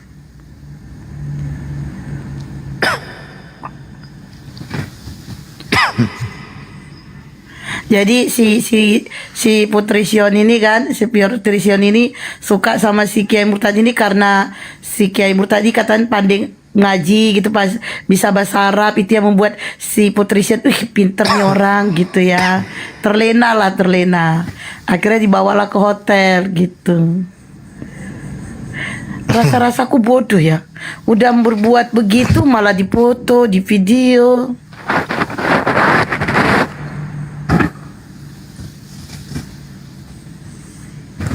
Berarti hebat naik dong. ten. Orang kalau bisa ngaji, orang bisa baca Quran, bisa bahasa Arab. Hebat dong ya. Bisa dapat ini daging Ya babi. bagi perempuan itu hebat Bang, ya hebat gitu. Dan kalau menurut aku sih biasanya perempuan kayak gitu ya nggak laku sih gitu, nggak bisa milih. Jadi perang itu ternyata si laki-laki itu gitulah Bang. Punya perempuan juga yang lain. Astagfirullahaladzim. Aduh, KST kirim videonya ke kami 10 singa. Kalian apa-apa minta video. Apa-apa kalian 10 singa. Nggak ada videonya, adanya fotonya, foto si Kiai Murtad. Hitam, jelek, dekil, gak mandi setahun. Inbox fotonya Bunda. Kau kasih aku 1 singa, kasih fotonya mau kok. Jual beli foto aku sekarang. Ayo. Ayo Latenai. Ayo. Bener mereka ini kayak gitu Bun. Bang. Dulu aku pernah dipancing. Namanya Amoy. Dulu tuh suka buka komal dia. Ya dia gitu. Amoy mualaf. Amoy mualaf. Amoy Kristen. Oh. Ya minta foto dede katanya. Coba dong liatin foto dedenya katanya. Besar apa panjang katanya. Gitu. Wah ini mancing nih. Kalau sekarang kan dunia digital ya bisa di screenshot, bisa di apa. Yang rusak kan bukan reputasi saya, tapi reputasi debater muslim. Wah ini orang nggak bener kata saya. Hati-hati makanya. Iya gila. Astagfirullahaladzim. Badannya penuh babi, tabiatnya mirip babi, biasa aja. Tuh Bang ganteng minta naik Bunda.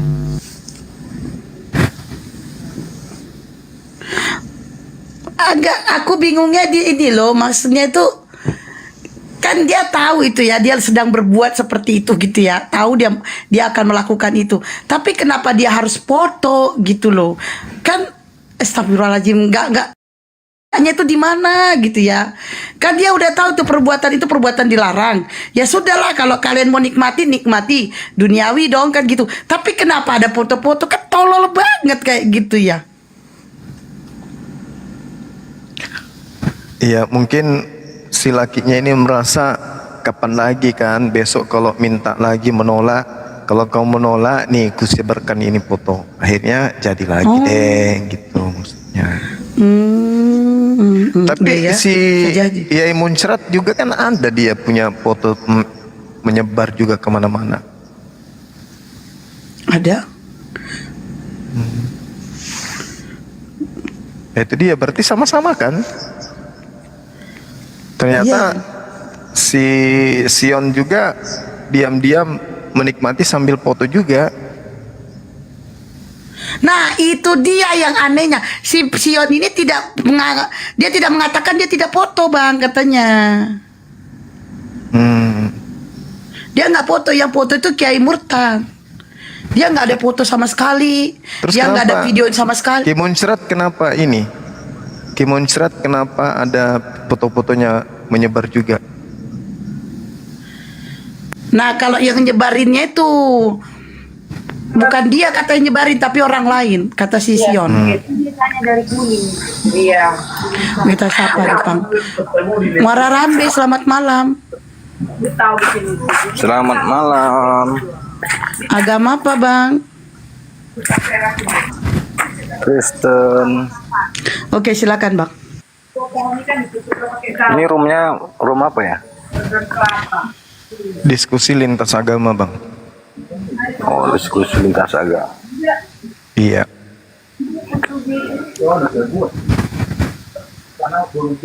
Yang topik utamanya pembahasannya apa? Pembahasannya tentang apa? Tentang agama yang diberkati. Oh. Kalau menurut Bang Zuma, agama yang diberkati itu agama apa ya? Agama yang melakukan pemberkatan kepada Nabi Ibrahim. Agama apa? Ya, hanya Islam.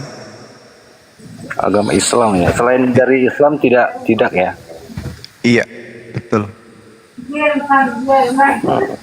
Dalam ajaran agama Islam, saya tanya, menghujat agama yang lain itu diperbolehkan ya? Menghujat agama itu nggak boleh. Menghujat agama nggak boleh. Oh gitu? Iya. Tapi menyepelekan boleh gitu? Menjelaskan sesuai dengan kaidah boleh. Oh, menjelaskan sesuai kaidah ya? Iya. Sesuai dalil juga? Betul sekali.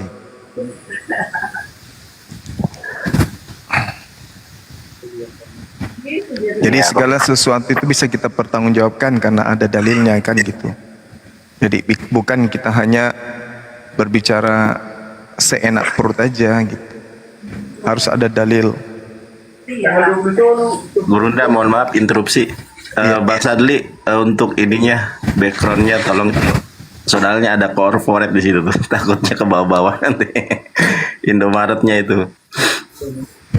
Jadi menurut Bang Zuma, Yesus itu bukan Tuhan ya? Pasti, karena dia manusia. Dasarnya dari mana? Tuhan itu bukan makhluk. Tapi Dasar Yesusnya pun sendiri mengakui dia manusia. ya, manusia ketika dia wujud manusiawi. Oh enggak, itu ajaran pagan itu yang kayak gitu-gitu. Tuhan itu dewa datang dalam rupa manusia, kadang datang dalam rupa hewan. Itu paganisme, Romawi Yunani itu punya merek. Kalau pencipta langit dan bumi yang diajarkan oleh agama Samawi, agama yang diajarkan oleh para nabi, Tuhan itu tidak pernah berubah menjadi makhluk. Oh gitu ya, berarti dia tidak bisa menjelma ya? Tuhan itu menjelma itu makhluk. Menjelma itu makhluk berarti ya? Iya. Tuhan itu berarti esa dan berkuasa? Oh jelas. Tuhan itu maha esa, Tuhan itu maha kuasa. Dari sekian nabi, apakah semua nabi berdosa atau ada yang nabi yang tidak berdosa? Kalau di dalam Islam, nabi itu maksum, artinya mereka terjaga dari perbuatan-perbuatan tercela. Mereka semua terjaga dari perbuatan yang mengakibatkan dosa. Karena mereka adalah orang-orang pilihan. Kalau menurut Bang Zuma, Yesus atau Nabi Isa itu dia berdosa atau tidak dia? Tidak sama sekali. Oleh karena itu dia haram hukumnya untuk disalib. Oh gitu. Yes.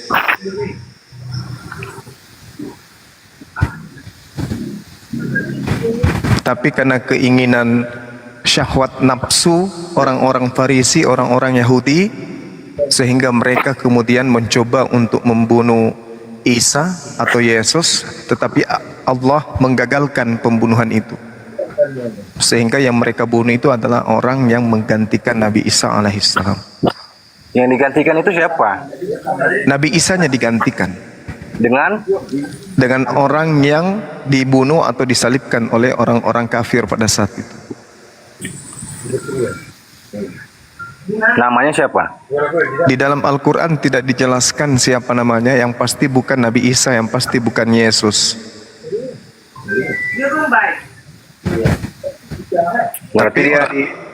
Tapi orang-orang Kristen pingin kali Yesusnya yang mati. Iya, kalau kami sebagai umat Kristen, umat pilihan Allah, ya kami percaya Yesus sebagai Tuhan dan Dia bangkit hari ketiga. Nah, itu tanda itu adalah tanda untuk angkatan jahat. Angkatan jahat? Yes. Maksudnya?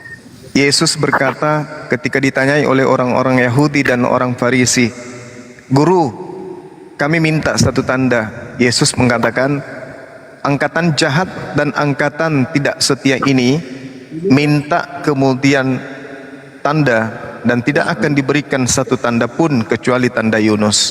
Sebab Yunus 3 hari 3 malam dalam perut ikan, demikian juga anak manusia 3 hari 3 malam dalam perut bumi. Sehingga angkatan jahat ini memiliki hadiah dari Yesus, yaitu bangkit pada hari ketiga, dan itu hanya dialami oleh orang-orang Farisi dan orang ahli Taurat yang sifatnya sebagai angkatan jahat dan angkatan tidak setia. Sedangkan murid-murid Yesus tidak mendapatkan tanda itu. Coba Anda baca dalam Matius 16. Angkatan jahat meminta tanda, dan Yesus mengatakan tidak akan diberikan satu tanda apapun kecuali tanda Yunus. Sebab 3 hari 3 malam kemudian 3 hari 3 malam kemudian Yunus di dalam perut ikan, demikian juga anak manusia 3 hari 3 malam dalam perut bumi. Oh gitu ya? Yes. Ketika kita tidak mengimani suatu kitab, bisakah kita memperdalam kitab tersebut? Bisa. Saya beriman kepada Al-Quranul Karim. Al-Quran surah Al-Baqarah ayat 78 sampai 79 mengatakan bahwa sekelompok orang-orang kafir menulis sebuah buku dengan tangan mereka sendiri, lalu mengatakan bahwa kitab atau buku yang mereka tulis itu berasal dari Allah, padahal bukan dari Allah. Itulah Bible. Berarti Bible atau Injil? Bible beda, Injil beda. Oh, Bible itu apa ya? Bible itu kitab wartawan yang dibukukan kemudian menjadi satu simpul yang kemudian buku tersebut ya dijadikan sebagai kitab suci oleh orang Roma dan Yunani, merebak sampai ke Indonesia melalui Belanda. Kalau Injil? Kalau Injil itu adalah hikmah Torah yang didatangkan oleh Allah kepada Nabi Isa alaihissalam, yang diajarkan Nabi Isa berupa firman-firman Allah yang dia sampaikan kepada Bani Israel. Oh gitu. Ya, sedangkan Bible itu adalah tulisan-tulisan yang dituliskan oleh orang yang tidak dikenal, yang ditujukan untuk non-Yahudi.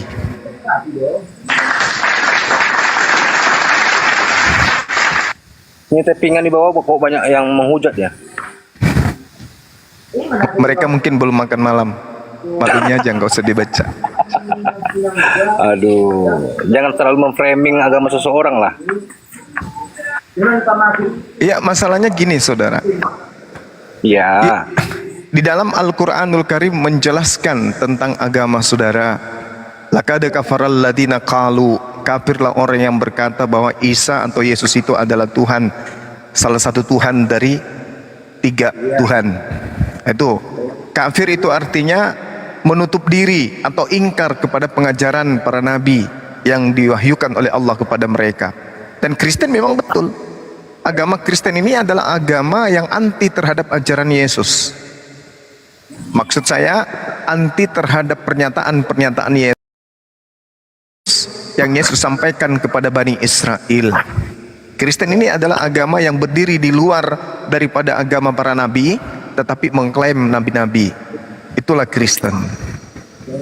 Kristen ketika ya bagi Bani Israel ya sebagian mereka ini yang tidak percaya akannya Tuhan Yesus. Sebagian dari Bani Israel ya ada yang percaya.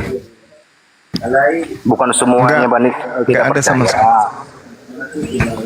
Bani Israel dan bahkan Yesus sendiri mau dipercaya dirinya itu sebagai rasul, sebagai utusan saja. Yesus tidak mau dipercaya di luar daripada itu. Dia hanya ingin dipercayai bahwa aku ini adalah rasul, itu aja. Islam mengimani Nabi Isa nggak? Islam jelas beriman kepada Nabi Isa alaihissalam yang diutus kepada Bani Israel, yang namanya diganti oleh orang-orang Farisi menjadi Yesus. Jadi kalau nggak beriman sama Nabi Isa, Islam artinya apa ya? Islam ketika tidak beriman kepada para nabi berarti imannya gugur. Oh, gugur ya? Yes. Berarti setiap Muslim yang tidak beriman kepada Nabi Isa, imannya gugur. Betul sekali. Tidak sempurna iman seorang Islam kalau mereka tidak beriman kepada para nabi, termasuk Nabi Isa alaihissalam. Itu Nabi Isa harus diimani. Tuh. Nabi Isa sama Yesus beda ya? Nabi Isa itu sebenarnya adalah nabi yang diceritakan kemudian di dalam kitab Isa. Yesus itu tak ada hubungannya dengan Kristen. Isa atau Yesus ini adalah satu oknum yang datang di tengah-tengah Bani Israel yang lahir tanpa ayah, datang mengajak Bani Israel menyembah hanya kepada Allah. Itu. Makanya Yesus mengatakan hidup kekal itu adalah mereka Bani Israel mengenal engkau satu-satunya Tuhan yang benar. Satu-satunya Tuhan yang benar itu adalah Allah yang maha suci lagi maha tinggi. Tetapi kemudian sebagian dari orang-orang Farisi, ahli Taurat, ahli kitab yang didatangkan Yesus atau Isa kepada mereka menolak. Mereka tidak percaya tentang kenabian Yesus, tentang kenabian Isa alaihissalam, sehingga mereka membuat propaganda makar untuk menghilangkan Nabi Isa di tengah-tengah mereka. Sehingga muncullah makar itu. Mereka membuat tipu muslihat untuk membunuh Nabi Isa, tetapi Allah menyelamatkan Nabi Isa karena mereka adalah orang yang durjana, orang yang betul-betul ingkar terhadap firman Tuhan, sehingga mereka oleh Tuhan diberikan hadiah.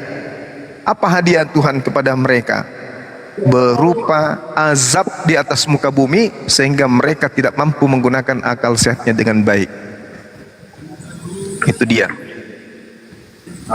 Oh gitu ya. Tapi beda versi.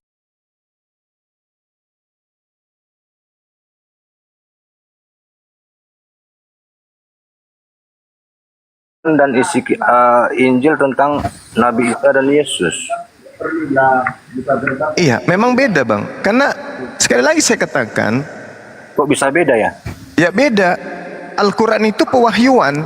Al-Quran adalah sebuah kitab yang dituliskan tanpa melalui proses penyelidikan atau kesaksian-kesaksian orang yang dituliskan kemudian. Al-Quran tidak mensifati itu. Al-Quran itu adalah wahyu dari langit yang disampaikan kemudian oleh Roh Kudus kepada baginda Rasulullah Muhammad sallallahu alaihi wasallam. Sedangkan Bible itu adalah buku yang dituliskan berdasarkan hasil cerita-cerita orang pada saat itu, dikumpulkan, disusun, lalu dihadiahkan kepada Romawi dan Yunani. Jadi beda isinya. Oh gitu. Jadi Quran sebelum Nabi Muhammad datang atau sesudah Nabi Muhammad datang? Al-Quranul Karim diwahyukan pertama kali itu pada saat Rasulullah berusia 40 tahun. Berarti setelah Nabi Muhammad datang? Yes. Tapi sebagian omongan Quran sebelum nabi-nabi yang sebelumnya udah ada. Bagaimana? Maksudnya gimana? Ada sebagian orang berkata Quran itu sudah ada sebelum Nabi Muhammad turun datang. Oh enggak. Al-Quran itu diwahyukan kemudian kepada baginda Rasulullah Muhammad sallallahu alaihi wasallam, wa ma yantiqu anil hawa, dan tidak yang diucapkan Nabi Muhammad itu menurut keinginannya sendiri, in huwa illa wahyu yuha, dan tidak lain Al-Quran itu adalah wahyu yang diwahyukan kepadanya. Kepada siapa? Kepada Rasulullah Muhammad SAW. Allamahu syadidul quwa, yang diajarkan kepadanya oleh yang sangat kuat, yaitu Roh Kudus. Itu. Roh Kudus ada di Al-Quran juga. Justru orang Kristen mengenal Roh Kudus itu bukan dari kitab Yunani, bukan dari kitabnya Yahudi, tapi dari kitabnya umat Islam, yaitu Al-Quran. Tidak ada dalam bahasa Yunani Roh Kudus, tidak ada. Jadi penerjemah Bible, kitabnya orang Kristen itu mengambil kata Roh Kudus itu dari Al-Quran, karena Roh Kudus itu hanya ada di dalam Al-Quran, tidak ada di dalam kitabnya orang Kristen mula-mula. Berarti kitab Injil berarti mencontek Quran gitu ya? Kitab Injil mencontek Quran. Yang di Indonesia, Bible-nya Indonesia mengambil kata Roh Kudus dari Al-Quran. Kalau versi King James-nya beda lagi? Yes, betul. Oh gitu. Iya, kata Roh Kudus itu hanya dikenal oleh Kristen Indonesia. Di luar Indonesia mereka tidak mengenal Roh Kudus.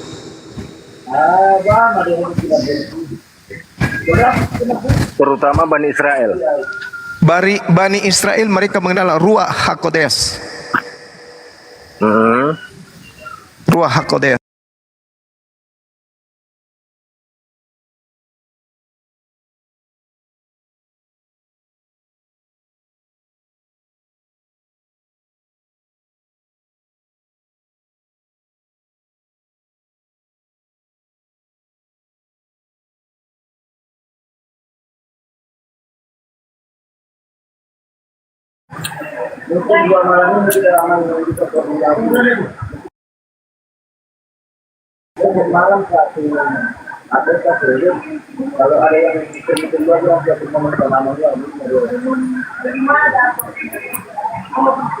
Yang lain ada yang mau bertanya lagi? Ini saya sendiri yang Kristen, semuanya Muslim ya? Saya bertanya juga ya. Sebelum Quran itu diwahyukan kepada Muhammad, jadi agama Muhammad ini apa? Agamanya Milla Ibrahim, ajarannya Milla Ibrahim. Beliau tidak kemudian menyembah selain daripada Allah, hakikat pencipta langit dan bumi. Hanya beliau belum memiliki syariat, belum memiliki hukum-hukum seperti apa kemudian cara beribadah, seperti apa cara sholat. Tapi yang pasti beliau sama seperti Abraham alaihissalam, tidak menyembah kepada yang lain selain daripada Allah. Makanya tidak ada sejarah dalam kehidupan beliau menyembah berhala, itu tak ada. Pernah nggak Muhammad pergi ke bait suci atau bait Allah seperti Musa? Bait suci beliau di Ka'bah, beliau di Mekah. Beliau bahkan pernah ke Baitul Maqdis, Masjidil Aqsa. Iya, berarti dia di sana baca Taurat begitu ya? Rasulullah Muhammad SAW tidak pernah melihat apa itu Taurat, tidak pernah melihat buku, kitab, mendengarkan wahyu dari Taurat, itu tidak pernah. Beliau itu adalah ummi. Berarti tadi bohong ketika Muhammad itu beragama seperti Musa ya? Oh, enggak. Beliau, Allah Subhanahu wa taala mengilhamkan beliau ini kenabian, itu sudah direncanakan oleh Allah. Masa praeksistensi beliau sebelum nuzul menjadi manusia di atas muka bumi itu sudah direncanakan menjadi nabi. Iya, ketika dia udah nuzul keluar dari rahim mamanya, jadi ia beribadat di tempat ibadat di mana? Beliau tidak memiliki syariat, beliau tidak memiliki hukum-hukum. Berarti dia tidak beragama, berarti dia kafir.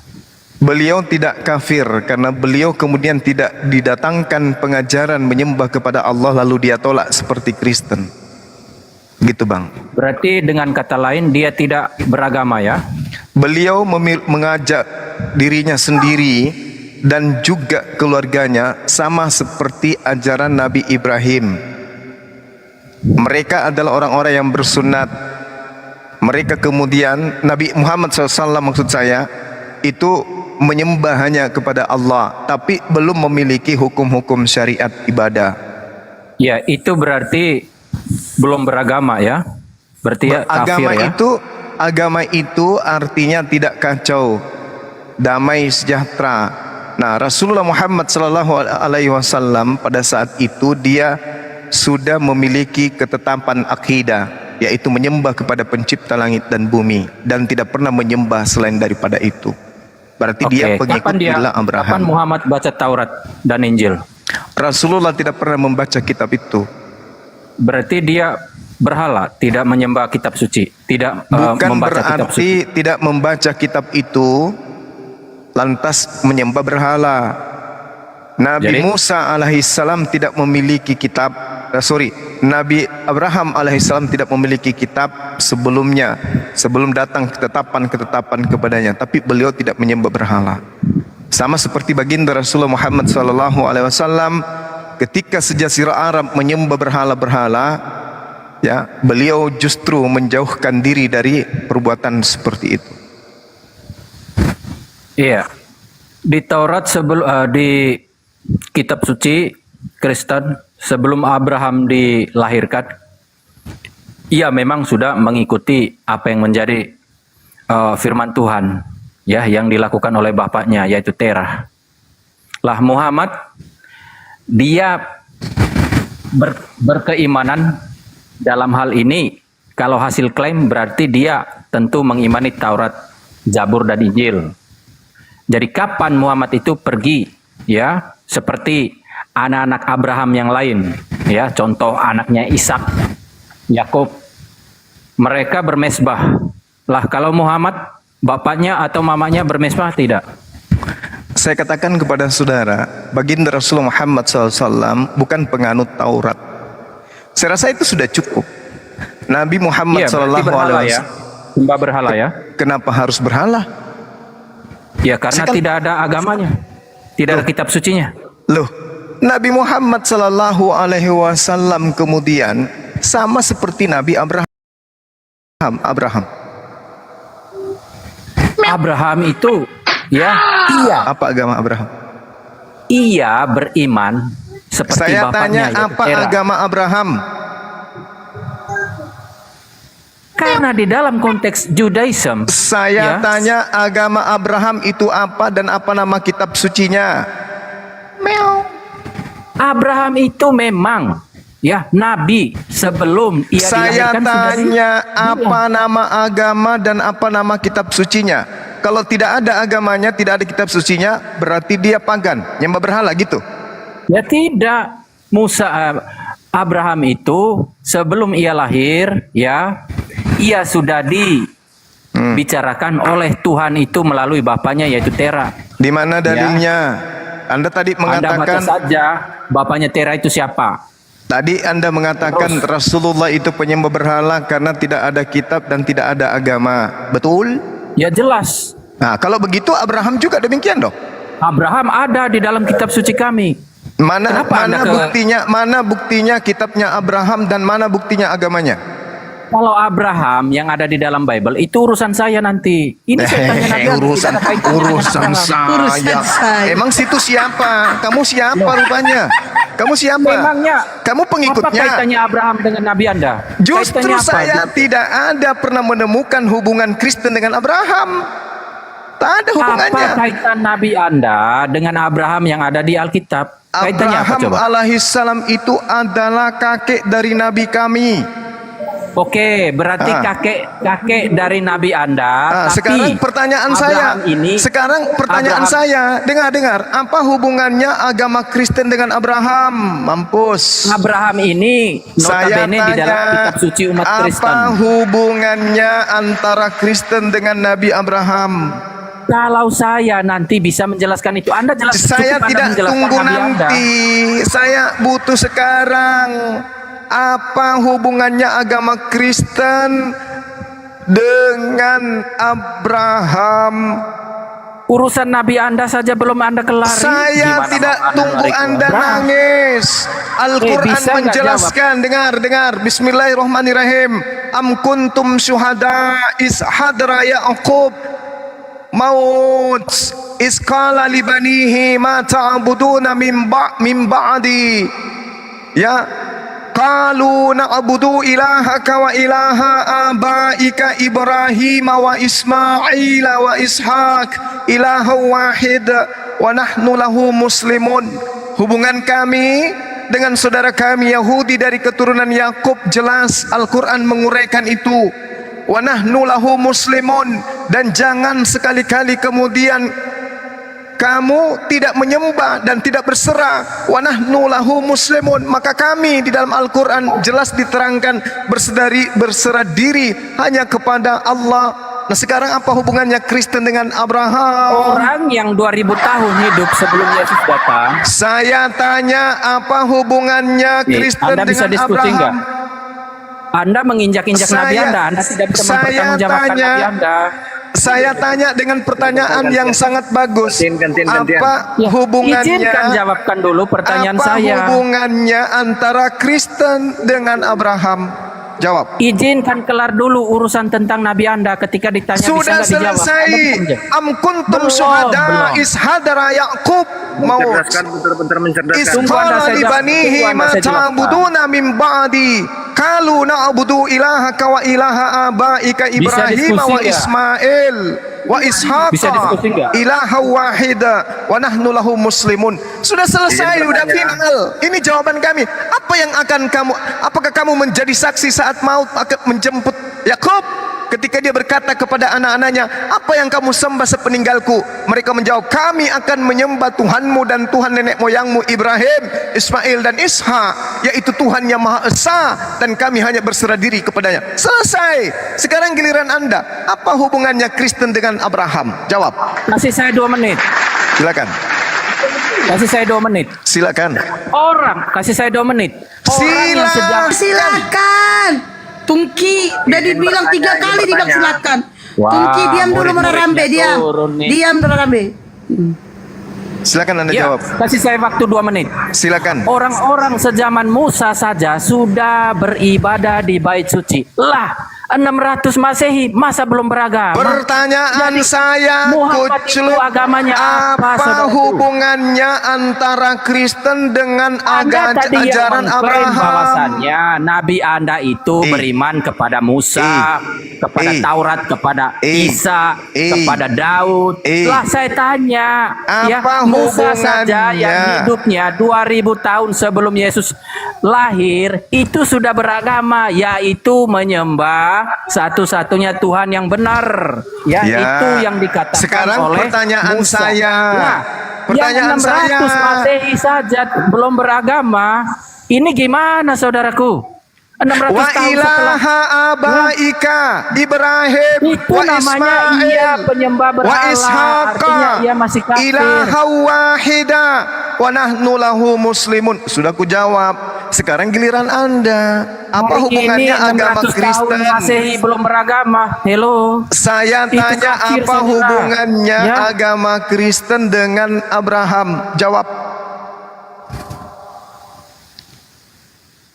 Jawab.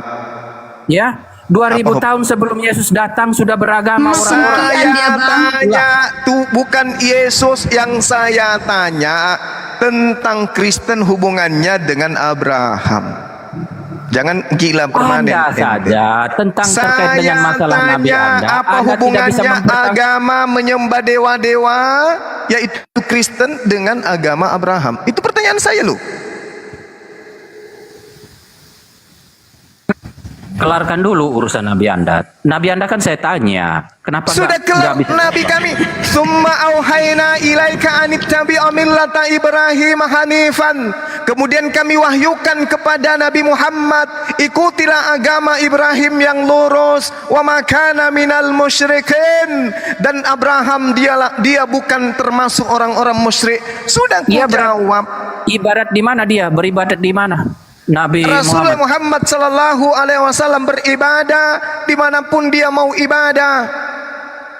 Oke. Berarti itu penyembah berhala. Orang Yahudi itu beribadat di bait suci. Oke, sekarang bait suci itu kami menyebutnya dengan masjid. kami menyebutnya dengan Baitullah. Rasulullah beribadah di tempat itu. Tunjukkan satu dalil bahwasanya Muhammad pergi ke masjid. Silakan, tunjukkan. La haula wala quwata illa billah. Beliau mendirikan Sebelum masjid. Muhammad mendapatkan wahyu, Muhammad pergi ke masjid. Silakan tunjukkan. Udah. Beliau mendirikan masjid. Beliau yang kemudian mengukuhkan setelah Abraham dan keturunannya untuk mengukuhkan Ka'bah 1400 tahun sampai hari ini masih dikukuhkan. Pertanyaan saya tolong dijawab, apa hubungannya Kristen dengan ajaran Abraham? Please. Tunjukkan satu dalil Muhammad itu pergi ke masjid. Tolong Sebelum ia mendapatkan tunjukkan wahyu, tunjukkan dalilnya di mana. jawabannya. Saya butuh jawaban. Apa hubungannya agama laknatullah Kristen Nabi Anda. dengan Abraham? Kalau Al-Quran sudah dijelaskan, summa terkait Nabi Anda tidak bisa ilaika anittabi'a millata Ibrahim hanifan wa ma kana minal musyrikin. Udah aku jawab.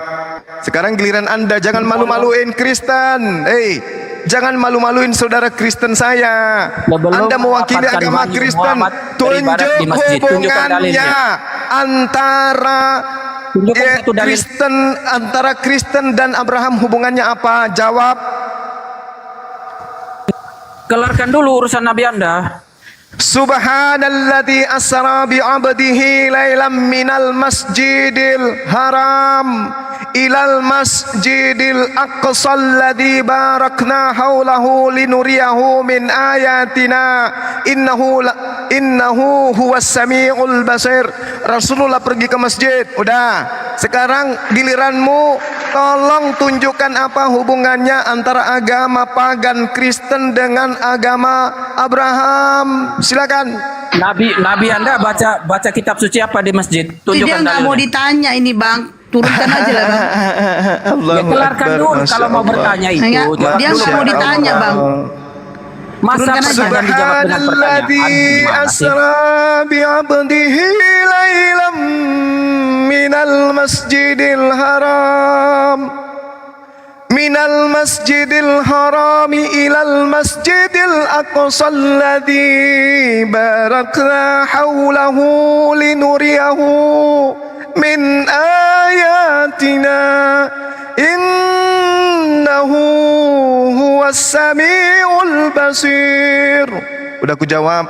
Sekarang giliran Anda. Apa hubungannya agama pagan Kristen penyembah roh-roh, penyembah Pertanyaan saya belum kau Yudas jawab. dengan ajaran Abraham? Muhammad ke masjid, ia membaca kitab suci Itu apa? dari tadi dari kasih tahu dalam Ada itu, bukan itu, bukan. Itu bukan jawaban. Itu jawaban. Alladzina yu'minuna bil ghaibi wa yuqimunas shalah. Udah jawaban. Yang nggak bisa jawab. Udah aku jawab. Sekarang giliranmu. Tidak ada, apa Anda bisa jawab. hubungannya? Tidak bisa dibuktikan. Apa hubungannya antara agama penyembah roh-roh? Gampang, itu urusan saya. Saya kelarin nanti setelah Anda jawab pertanyaan saya. Gampang itu. Oke. Ini jawaban saya ya dari pertanyaan terakhirmu dari sekian Apa banyak pertanyaan saya? Tolong diulang. Apa yang dibaca oleh Rasulullah ketika di masjid? Ku jawab, lam yakunil ladzina kafaru min ahlil kitabi wal musyrikina mufakkina hatta ta'tiyahumul bayyinah. Rasulun minallahi yatlu suhufan mutahharah fiha kutubun qayyimah. Seorang nabi, seorang rasul dari Allah bernama Rasulullah Muhammad sallallahu alaihi wasallam yang membacakan lembaran-lembaran yang suci, yaitu Al-Qur'anul Karim. Sudah ku jawab, Rasulun minallahi yatlu suhufan mutahhara. Sekarang pertanyaan saya, apa hubungannya agama Kristen dari Eropa? Diam. Apa hubungannya antara agama Eropa, agama Barat buatan manusia, penyembah roh-roh, penyembah dewa-dewa yang disebut Kristen ini dengan ajaran Abraham? Jawab.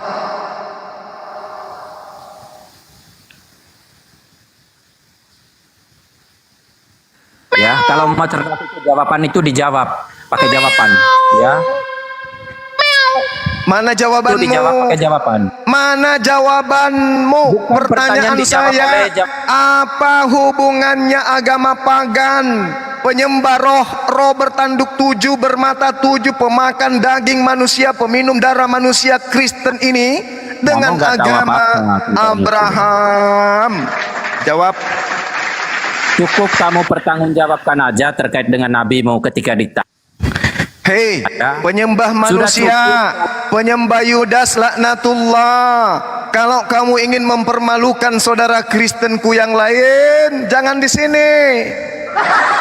Kamu ditanya, apa hubungannya agama Kristen buatan barat, menyembah roh-roh, menyembah Yudas, menyembah anak manusia yang mempersembahkan manusia kepada dewa Molok dengan ajaran Abraham? Apa hubungannya?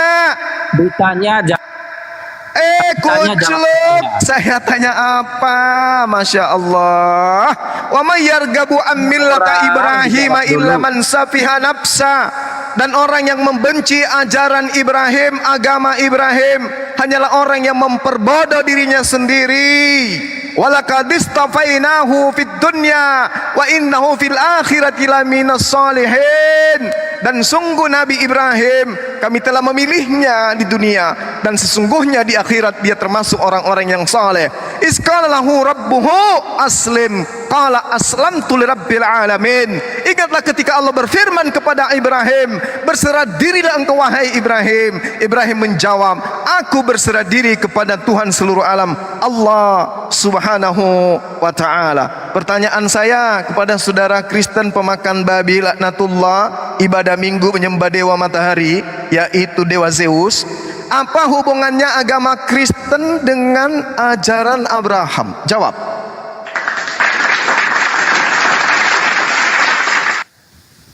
Anda bersedia nggak dialog head to head dengan saya? Ini sudah dialog head to head, kucluk. Dasar kampret. Masa head to head mute? Head to head kok mute? Iya, karena kamu tidak menjawab pertanyaan saya, Tuyul. Satu pertanyaan aja lu nggak bisa jawab. Kamu itu seperti babi yang ditanya nggak mau menjawab.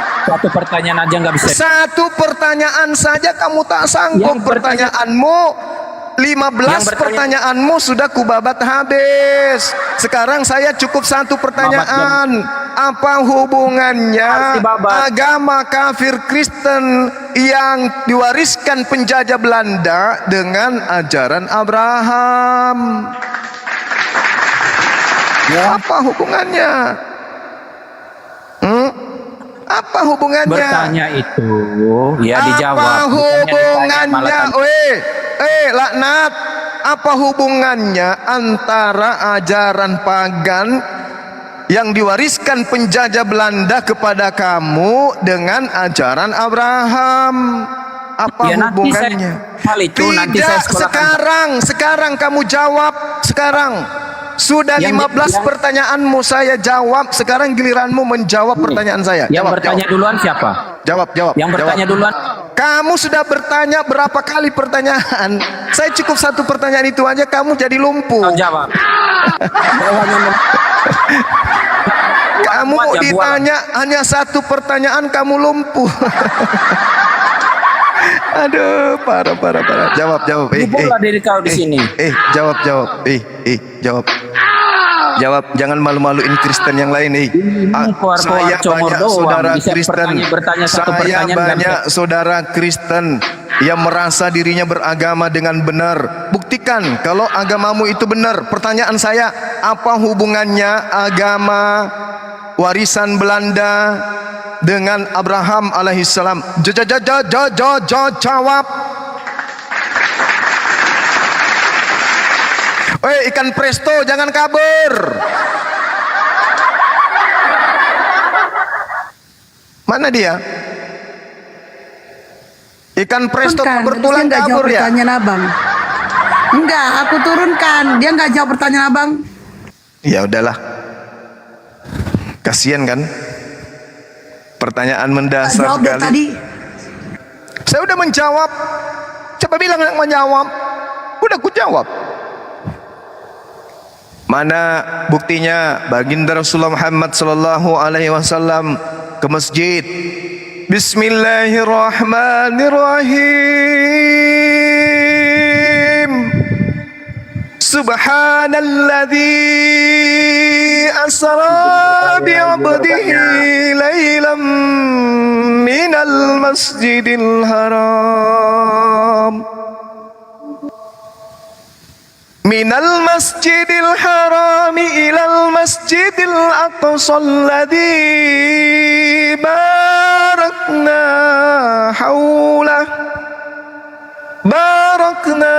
haulahu linuriyahu min ayatina innahu huwas samiul basir.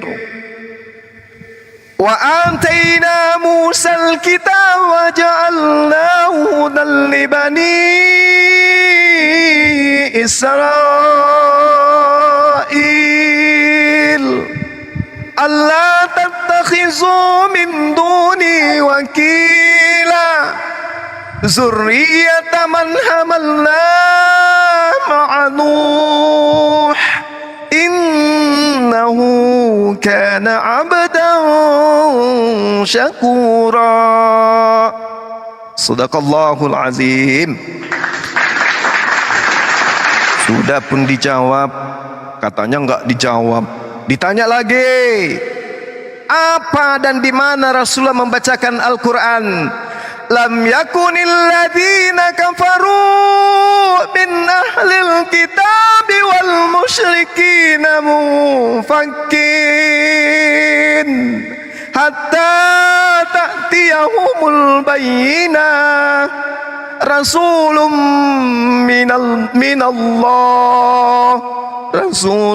minallah yatlu suhufan mutahhara fiha kutubun qayyimah.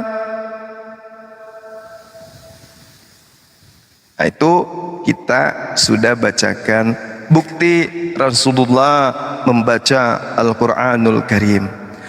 Wa ma tafarraqal ladzina utul kitaba illa min ba'di ma ja'atuhumul bayyinah wa ma umiru illa liya'budullah mukhlisina lahuddin hunafa wa yuqimus salah wa yu'tuz zakah dzalika dinul qayyimah. Innal ladzina kafaru min ahlil kitabi wal musyrikina fi nari jahannam khalidina fiha ulaika hum syarrul bariyah. Innal ladzina amanu wa amilus solihat ulaika hum khairul bariyah jazaohum inda rabbihim jannat adnin tajri min tahtihal anhar khalidina fiha abada radiyallahu anhum wa radu an dzalika liman khasyiya rabbah. Sadaqallahul azim. Masya Allah. Kita sudah jawab pertanyaannya, bergejibun pertanyaan, kita udah jawab, kita udah sampaikan. Tapi giliran kita nanya, apa hubungannya agama penyembah roh dengan ajaran Abraham? Ternyata kucluk, gak ada jawaban. Udahlah. Bang Zuma, izin bang. Iya. Pada saat abang membacakan Al-Quran, tadi oten-otennya pada kabur. Coba Bang Zuma bacakan kitab Yunania supaya tahu bisa datang kembali. Shalom. Saya mau bertanya, Sabar dulu, sabar. Iya. Mau rambein ya. Ya, kita gantian sama Mbak Rinda Lafau. Silakan Rinda. Akbar, Masya Allah. Ya, Tadi dia silakan. nungguin. Ya, saya hanya menjawab sebagian dari pertanyaan. Tunggu bentar, Kak Rinda Suaranya Kristen kecil. kali ya. Kak Rinda Kristen. Suaranya kecil. Kristen, dia penginjil, Oke, siap. Oke, terima kasih waktunya. Saya hanya ingin menjawab pertanyaan saudara Islam ya. Islam semalam mungkin karena larut malam jadi gak ada waktu. Katanya Yesus itu bukan Tuhan. Tapi kami sebagai Kristen sepenuhnya Yesus itu adalah Tuhan. Dan tertulis juga dalam Alkitab. Nah, dalam Alkitab mana? Jangan panjang-panjang ya, Bu. Oke, Pak. Iya, Tidak apa-apa iya. panjang. Kalian boleh panjang, tapi kami tak bolehlah panjang. Iya, Toh? tadi panjang karena tak ada otennya. Kalau sekarang sudah ada oteng, kita tiktokan aja gitu maksudku. Oh gitu ya, oke, siap. Iya. Bang. Bisa tidak Ibu membuktikan ke saya Yesus bukan manusia? Silakan. Oke, baik. Saya membuktikan dengan dalil Alkitab. Yesus berkata bahwa dia adalah Tuhan dalam Yohanes pasal 13 ayat 13 sampai ke ayat 14, coba dibaca. Oke, saya udah hafal kalau itu. Kita tiktokkan. Dia berkata, Kita akulah guru, aku Iya. adalah Tuhan. Enggak. Aku adalah Tuhan dan Tuhan. Ibu tidak sedang di gereja. Kita tiktokkan aja. Kita tiktokkan Ibu. Coba Anda bedakan antara Tuhan dengan Tuhan. Bisa enggak Anda bedakan itu? Dan coba dibaca, di situ tertulis Tuhan. Ya, saya tanya dulu nih. Ibu bisa enggak bedakan antara kata Tuhan dengan kata Tuhan? Ya, saya bisa bedakan Tuhan Ya. beda dengan Tuhan. Nah, Tuhan sekarang adalah dalam bahasa Yunaninya Yohanes 13:13 itu apa di situ? Oh. Baiklah, mungkin Ya, itu silakan. tidak tepat. Oke. Tidak tepat.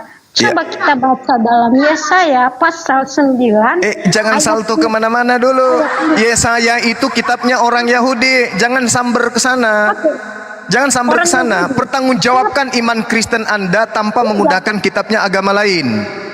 Jangan Anda menggunakan kitabnya orang Yahudi di mana si pemilik, dengar Bu, gantian kita Bu, gantian.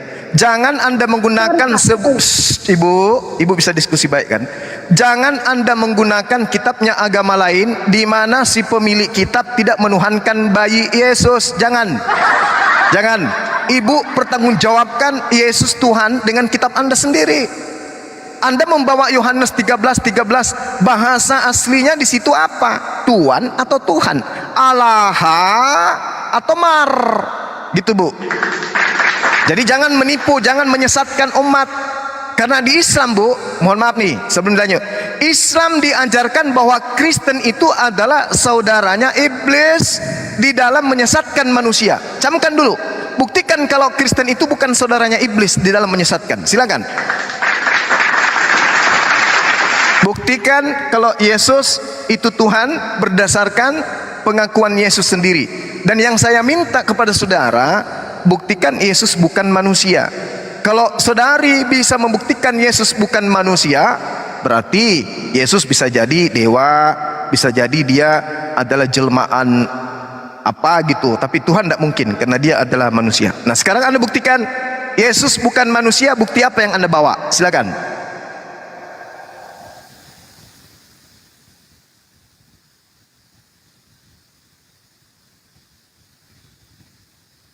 Itu saya mute, dibuka mute-nya. Bu. Ibu, Bu Rinda, silakan, Bu. itu saya mute. Itu iya, saya sudah membuktikan tadi sama Bang Juma. Dalam Yohanes pasal 13 ayat 13 berkata, akulah Tuhan, akulah guru, akulah Tuhan. Nah tepat bahwa perkataanmu itu benar. Aku guru, aku Tuhan, aku Tuhan. Di mana Yesus mengaku Theos, Bu? Di mana Yesus mengaku dewa? Yohanes pasal 13 ayat 13. Itu mengaku dia guru dan Tuhan. Tuhan. Tuhan. Tuhan. Di situ menggunakan apa? Kurios atau Theos? Itu dibaca, tolong dulu dibaca. Jangan. Saya sudah baca. Di situ dia mengatakan apa? Tuan atau Tuhan. Bapak berbohong. Aku adalah guru, Tuan dan Tuhan. Di mana ada Tuhan dan Tuhan? Tak ada. Jangan menipu, Bu. Jangan nipu. Jangan nipu. Saya ini sudah menipu saya. Anda sedang menipu dengan mengatakan Yesus mengaku Tuhan. Saya pegang Alkitab dan saya tidak. Yang Anda pegang Alkitab atau Alkibul. Dengar. Yesus ketika datang kepada murid-muridnya tidak menggunakan bahasa Indonesia, Ibu, tapi menggunakan bahasa Aram. Rabam wa maran. Apa maran? Guru dan Tuan. Bukan Alaha. Kalau Alaha baru Tuhan. Tapi Yesus mengatakan apa? Maran atau mar. Berarti Yesus mengaku Tuhan. Jangan Ibu menipu, menyesatkan dengan mengatakan Tuhan dan Tuhan. Aduh, jangan. Kenapa? Karena Al-Quran akan semakin benar kalau Anda melakukan itu. Wa ikhwanuhum yamuddunahum fil gayyi tsumma la yuqsirun. Sesungguhnya teman-teman daripada setan itu adalah orang-orang kafir. Mereka tidak akan berhenti menyesatkan. Nah, ini Ibu sedang menyesatkan dengan menyampaikan kepada kami bahwa Yesus Tuhan, itu adalah menyesatkan. Ayo, yang jujur. Yesus mengaku Maran atau Alaha? Jawab.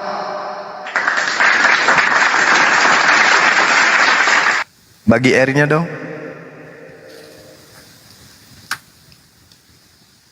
Bu, itu saya mute, dibuka mute-nya.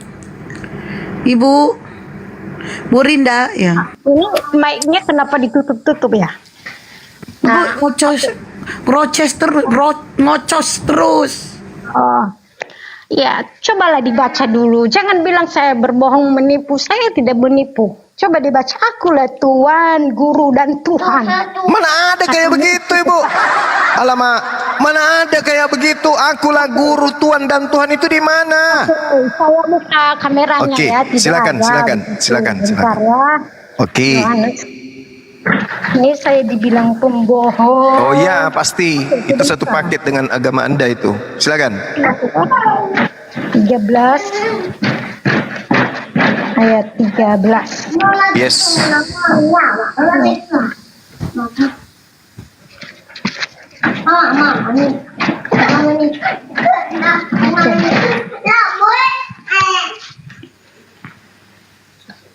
Bentar ya.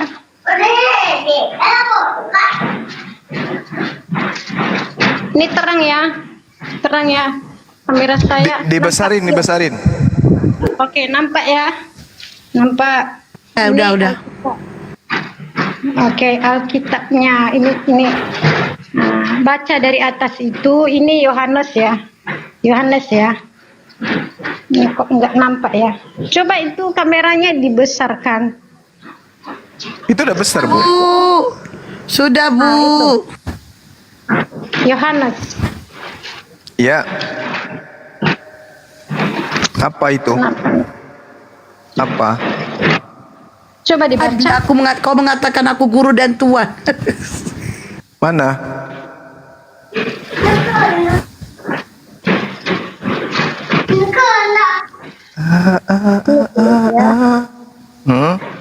Apa?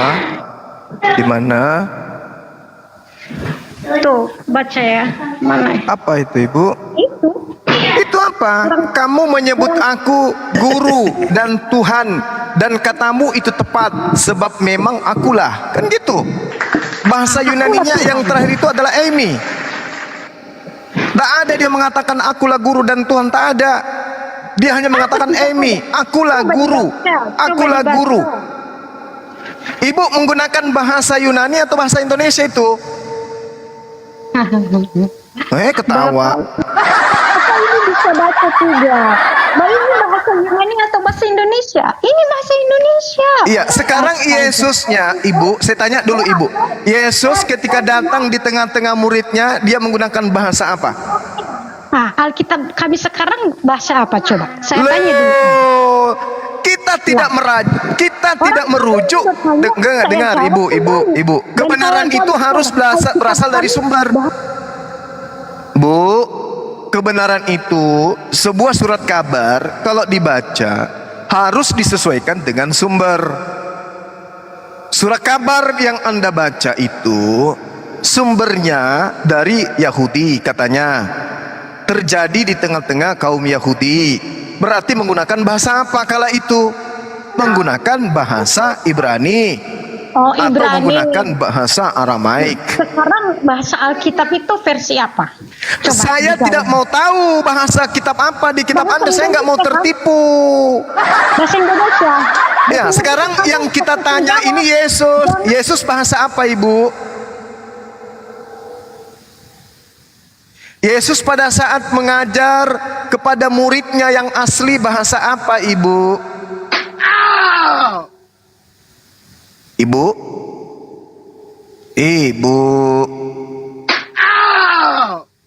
Jawab aja Bu, bahasa Bugis gitu. Aku mute buka. Wa kana al-kafiru ala rabbihi zahira. Dan adalah orang-orang kafir penolong-penolong setan di dalam mendurhakai pencipta langit dan bumi. Ini yang sedang Anda lakukan, menolong setan untuk melanjutkan ajaran setan agar manusia tidak menyembah kepada Tuhan yang benar tetapi menyembah kepada Tuhan yang palsu. Saya tanya, Yesus menggunakan bahasa apa kala itu? Kala dia mengucapkan di dalam Yohanes 13:13, dia menggunakan kata apa? Bahasa apa? Ibrani, Aramaik, Yunani, Bugis, bahasa Indonesia, bahasa Toraja, bahasa Batak, atau apa? Jawab dengan jujur. Silakan.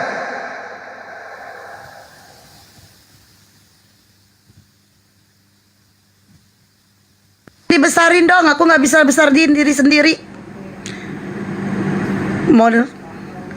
Host moderator nih. Tuh dia, tuh ya. Engkau memanggil aku guru dan tuan. Tuan. Ya. Tuan. Engkau memanggil aku guru dan tuan. Dan memang demikian, karena itulah aku. Nih Bu Rinda, buka mic-nya nih, baca. Bu Rinda, buka mic-nya Bu Rinda.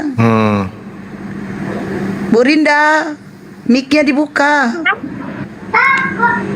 Ini Yohanes 13:13. Engkau memanggil aku guru dan tuan nih, tuan nih.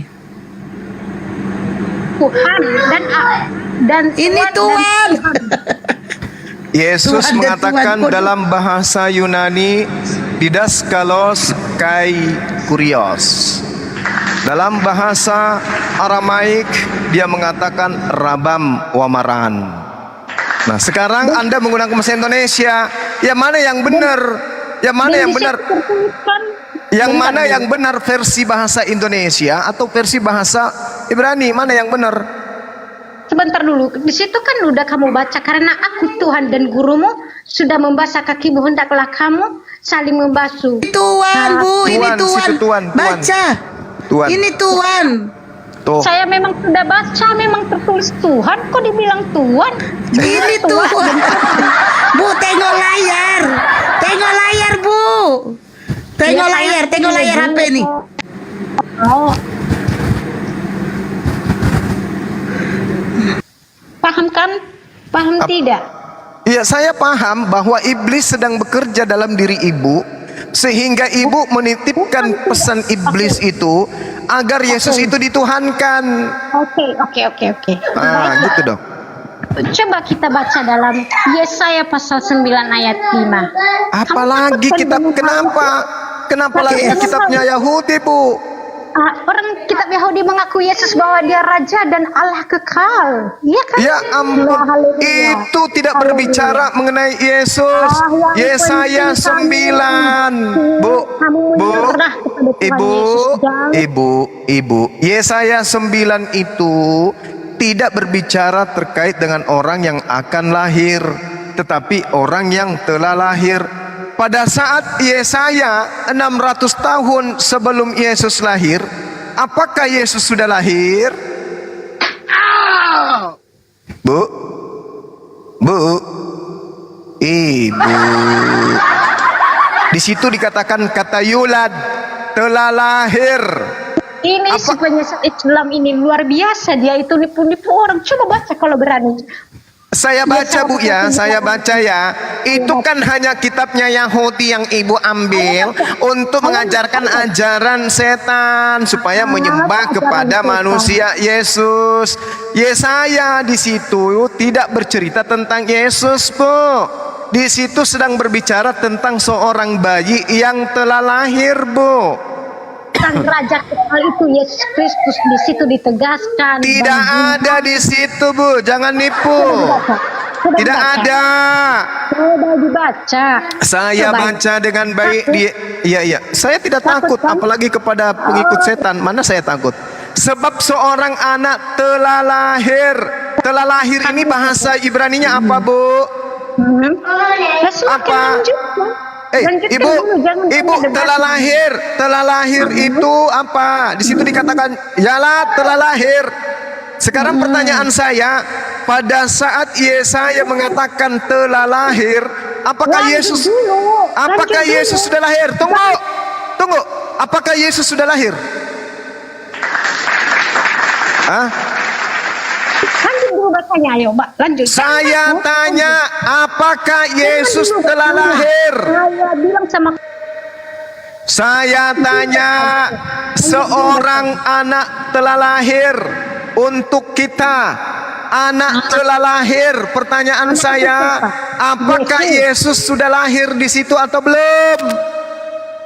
Sebelum Yesus lahir, dia sudah nubuatkan. Alamak, kucluk. Di situ menceritakan telah lahir, bukan akan lahir. Alamak. Kamu ini memang penyesat. Ya ampun, yang penyesat itu ente. Anda mengambil kitab agama orang untuk mengajarkan agama Romawi Vatikan. Di situ dalilnya sudah sangat jelas. Sebab seorang anak telah lahir, bukan akan lahir. Bukan akan lahir. Ingat, Yesaya dituliskan kurang lebih 700 tahun sebelum Tuhan Anda lahir. Oke? Berarti ini bukan untuk Yesus, Cak Ayu. Seorang putra toh? Iya toh? Seorang putra itu saya juga putra, Bu. Putra di situ ditulis seorang penebus toh?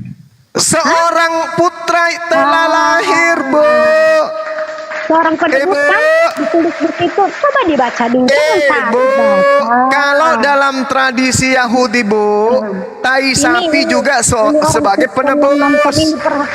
Ibu, kalau dalam tradisi Yahudi, tai sapi juga penebus. Oke? Kalau di dalam tradisi Yahudi, membaca melanjutkan.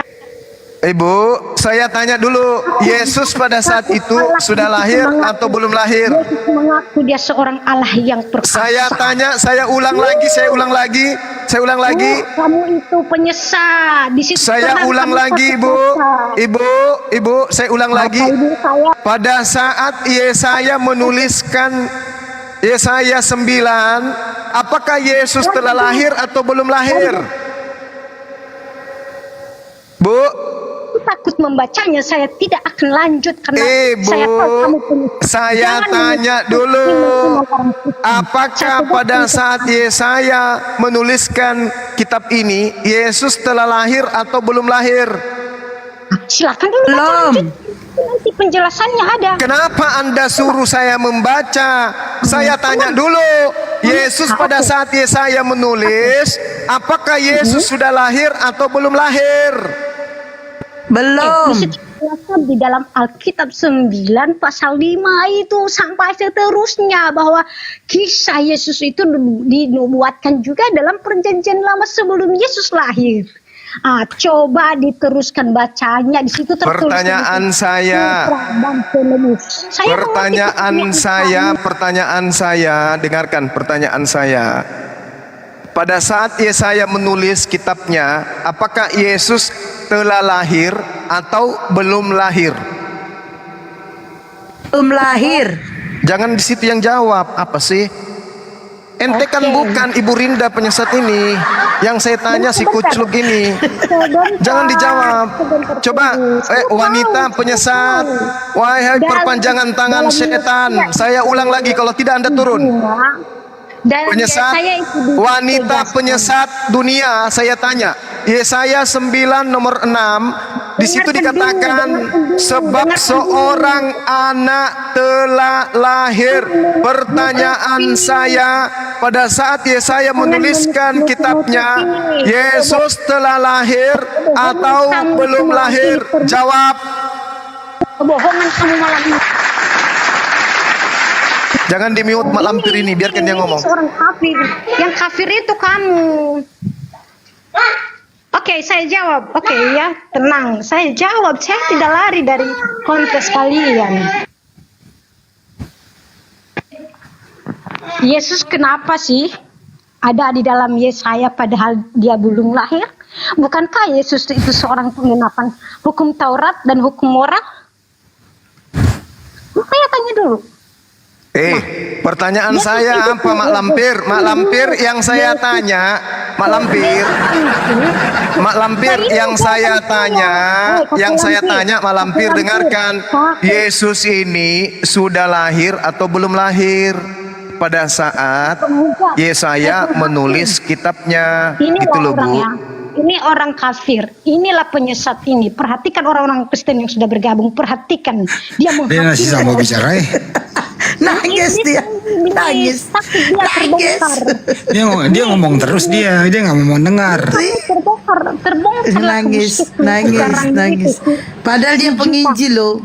Penginjil gila, penyesat. Ya, kamu penginjil. Suaminya pendeta loh Bang. Pendeta gila, penyesat. Kamu penginjil gila. Saya tanya sama ibu ini apa?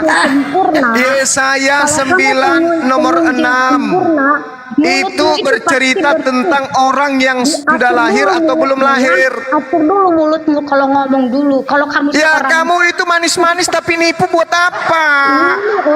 Penipu kamu itu buat apa? Buat apa? Buat apa? Bacakan, takut membacakan. Buat apa?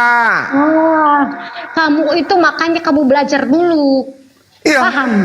Kamu tahu tidak perbedaan antara telah lahir dengan belum lahir? Masa? Kamu tanya sama teman. Masa kamu bilang Teman saja ke sini. Ini sudah 50 akal. Orang sakit ini. Sama apa beda? Permen Gojek harus masuk ini. Permen Gojek masuk, permen Gojek. Kasih tahu dulu permen. Wahai teman-teman Kristen, dengarkan ya. Di sini tidak ada unsur penghinaan ya. Kenapa saya panggil dia Mak Lampir? Karena dia penyesat.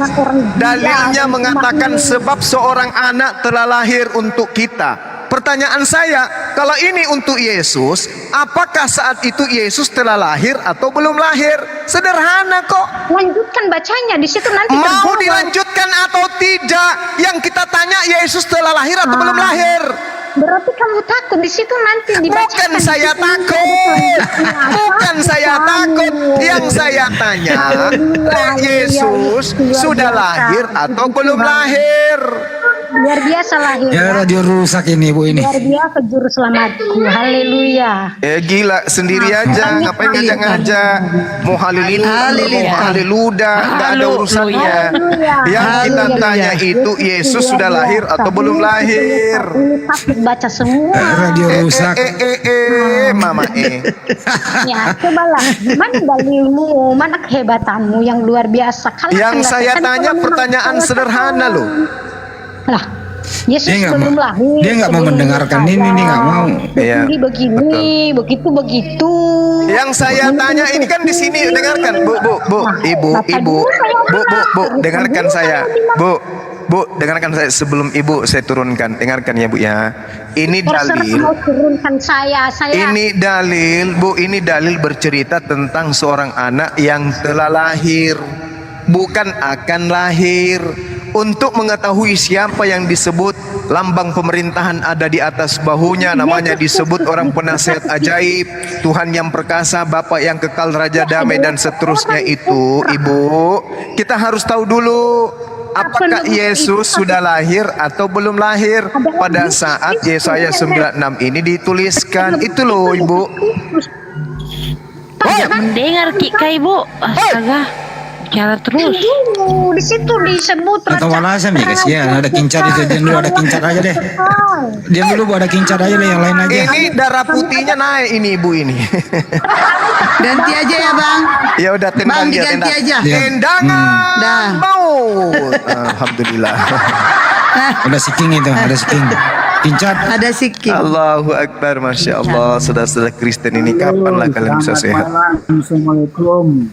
Waalaikumsalam. Bang Andi. Ya, King itu tadi ditanya Bang Juma, ya saya 95 itu loh King. Coba dijelasin King. Oh iya benar ya. Tunggu dulu, kita buka dulu ya. Di Yesaya 95. 96 lah kalau di LAI-nya 96, kalau LAI 96. Original testnya 95. Saya baca ya. Ya. Sebab seorang anak telah lahir untuk kita, seorang putra telah diberikan untuk kita, lambang pemerintahan ada di atas bahunya dan namanya disebutkan orang penasihat ajaib, Allah yang perkasa, Bapa yang kekal, Raja damai. Gimana pertanyaannya? Yesus Cuma. pada saat dituliskan surat ini, kitab ini, sudah lahir atau belum lahir Bang? Belum lahir lah. Ya, berarti bukan Yesus kan? Tapi ada penjelasannya Bang Suma, ya. Jadi gini, kenapa dikatakan? Iya. Kenapa dikatakan? Pesan dikasih pesan nih lurus daripada gaya. Iya. Harusnya akan lahir. Iya. Oke, Bang Andi, diam dulu Bang Andi. Kalau Bang Andi saya nggak bisa dengan Bang Andi. Saya langsung ke Suma aja nih. Kenapa di situ telah bukan akan? Benar nggak? Iya. Itu ya. Iya. Pertanyaan Bang Suma, harusnya akan, bukan telah. Iya. Ya kan? Iya. Jadi di sini penjelasannya, ini kan menyangkut nubuat Nabi Yesaya. Yang menuliskan ini Nabi Yesaya ya. Iya. Jadi Nabi Yesaya menceritakan nubuat itu seolah-olah apa yang dilihat atau disaksikannya.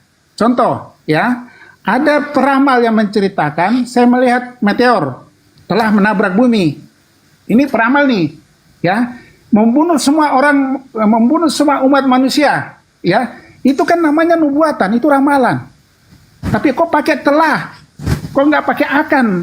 Karena peramal menempatkan diri menceritakan dari sudut pandangnya dan penglihatan dia telah melihat bumi ditabrak meteor itu. Jadi itu menurut penglihatannya dia. Jadi disimpulkan bahwa nubuat yang akan terjadi, ya, karena kita mengetahui bahwa manusia itu kan dicerita di situ kan belum punah waktu ditabrak meteor. Jadi ini ramalan. Jadi akan dia menyaksikan itu akan terjadi. Jadi itu maksudnya Bang Suma. Oke. Jelas ya? Oke. Ya, anggaplah kita ikuti aja ini asumsi ya, kita ikutin. Nah, Jadi sekarang nubuat, bukan asumsi, ini nubuat memang. telah lahir Ini itu kan perjanjian artinya nubuat, belum lahir, nubuat. Pak. Gantian King baju malah lagi Apaan King. sih? Gantian. Memalukan Silakan. Anda itu ya. Jadi gini, untuk mengetahui siapa yang diceritakan di sana, Pak, harus mulai dari data nomor 1 supaya kita tahu konteks. Bangsa yang berjalan dalam kegelapan telah melihat terang yang besar. Mereka yang diam di negeri kekelaman, atasnya terang telah bersinar. Nah, sekarang Yahudi berlaku ndak ini? Ketika Yesus datang, apakah berlaku ini kepada Bani Israel? Bangsa yang berjalan dalam kegelapan telah melihat terang yang besar. Mereka yang diam di negeri kekelaman, atasnya terang telah bersinar. Apakah orang-orang Yahudi menikmati Yesus seperti yang dinubuatkan ini, yang diceritakan ini, atau tidak? Tidak, malah patikan yang merasa hebat. Engkau telah menimbulkan banyak sorak-sorak dan sukacita yang besar. Mereka telah bersukacita di hadapanmu seperti sukacita di waktu panen, seperti orang bersorak-sorak di waktu membagi-bagi jarahan. Sebab kuk yang menengkannya dan gandar yang di atas bahunya serta tongkat si penindas si penjajah telah kau patahkan seperti pada hari kekalahan Midian.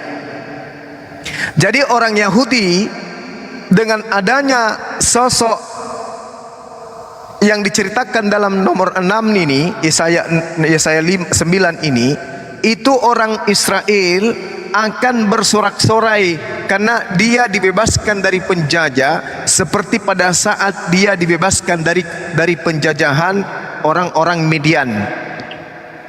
Apakah ketika Yesus datang orang-orang Yahudi bebas seperti ketika dia bebas dari orang Midian? Apakah Yesus mampu mengusir Roma dari istana Yerusalem ketika Yesus datang selayaknya Gideon mengusir kemudian tentara Midian? Ayo.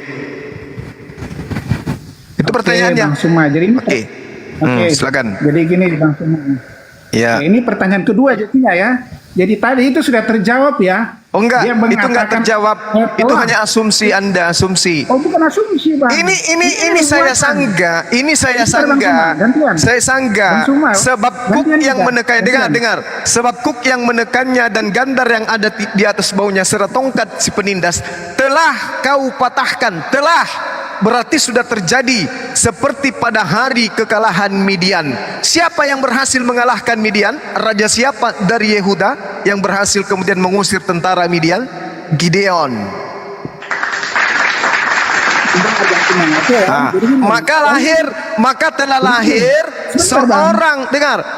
lahir seorang raja yang sama seperti Gideon ini, yang membebaskan penindasan orang-orang Midian terhadap Yerusalem.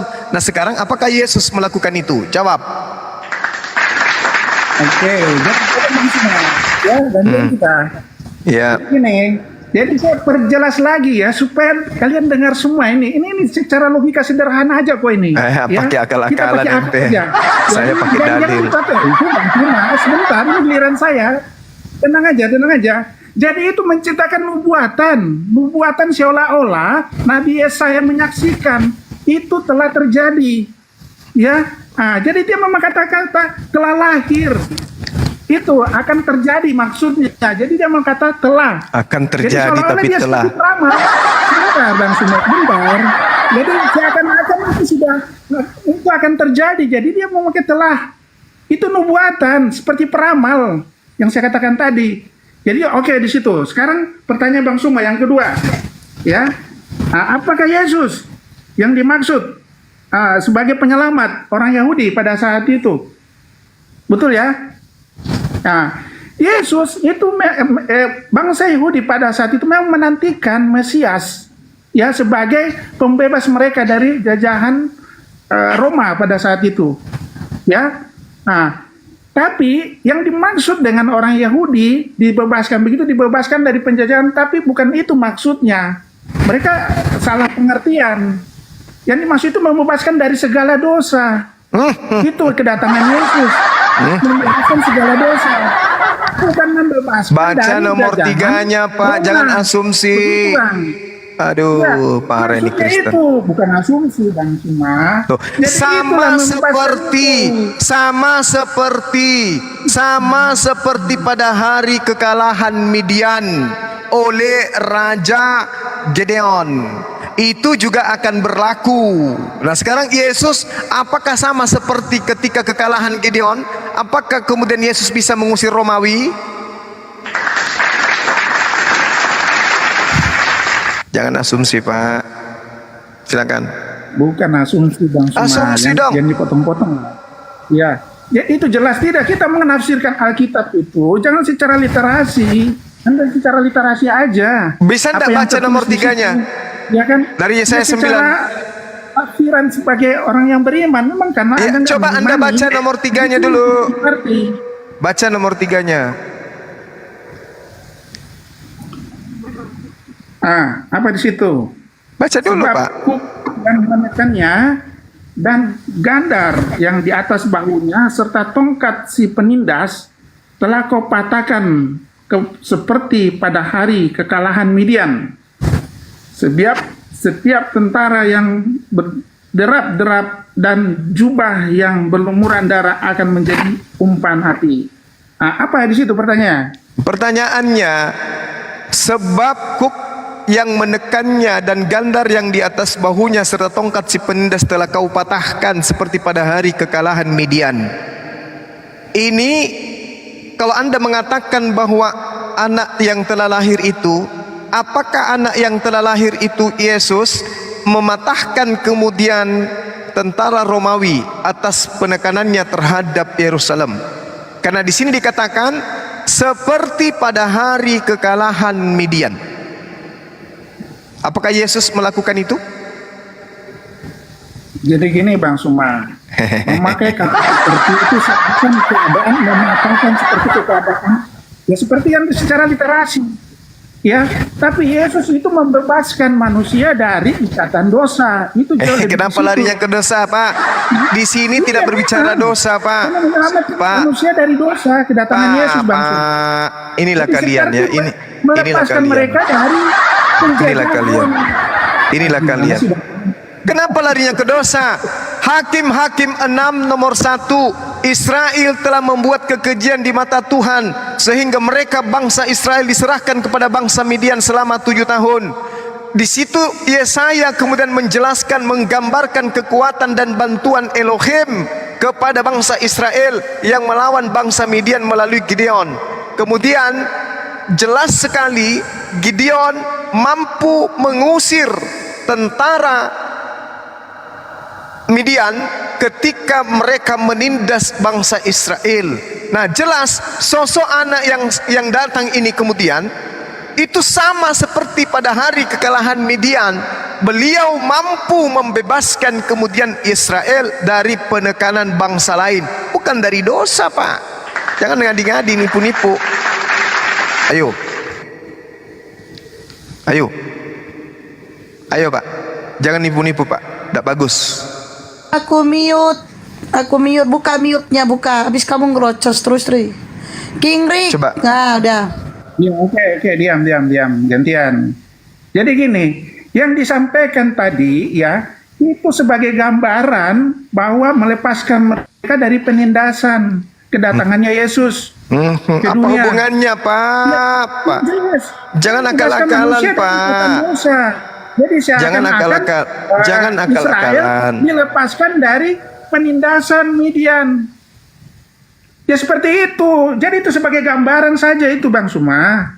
Loh, ini Ya tidak kan? bisa Karena Anda, kebanyakan juga ada- tidak bisa Anda menjadikan itu sebagai akal-akalan Anda. Seakan-akan itu betul. Gambaran apa? Orang dengar, orang Yahudi mana yang menjadikan Yesus sebagai pembebas dosa, sebagai penebus dosa? Hah? Ada-ada saja ini orang. Anda baca Hakim-Hakim 6 dari nomor 1 sampai nomor 24. Orang Israel dibebaskan dari penindasan orang Midian melalui perjuangan seorang raja bernama Gideon. Gideon mengalahkan bangsa Midian. Itu yang Anda harus pahami. Sehingga di dalam kitab mereka Yesaya 9 ini yang berlaku kemudian adalah bagaimana Hizkia mengalahkan bangsa Asyur. 2 Raja-Raja 18 nomor 19, 2 Raja-Raja 18 13. Yang dimaksud dalam Hizkia, di dalam Yesaya 9 nomor 6 itu adalah Raja Hizkia, Pak, bukan Yesus. Ada-ada aja. Dalam tahun ke-14, dengar. Dalam tahun ke-14 zaman Raja Hizkia, majulah Sanherib Raja Asyur menyerang segala kota berkubu negeri Yehuda, lalu merebutnya. Apa yang terjadi kemudian? Apa yang terjadi? 2 Raja-Raja 19:20, lalu Yesaya bin Amos menyuruh orang kepada Hizkia mengatakan, beginilah firman Tuhan Eloh Israel, apa yang telah kau doakan kepadaku mengenai Sanherib Raja Asyur telah ku dengarkan.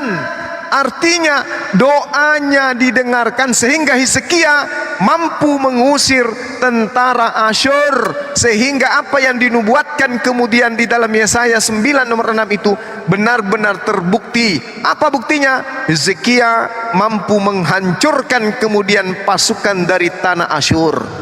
Oke, paham? Jadi Yesaya ini itu adalah tragedi kemenangan yang terjadi atas musuh-musuh Yerusalem, orang Israel. Yang terjadi pada masa Midian terjadi lagi pada masa itu.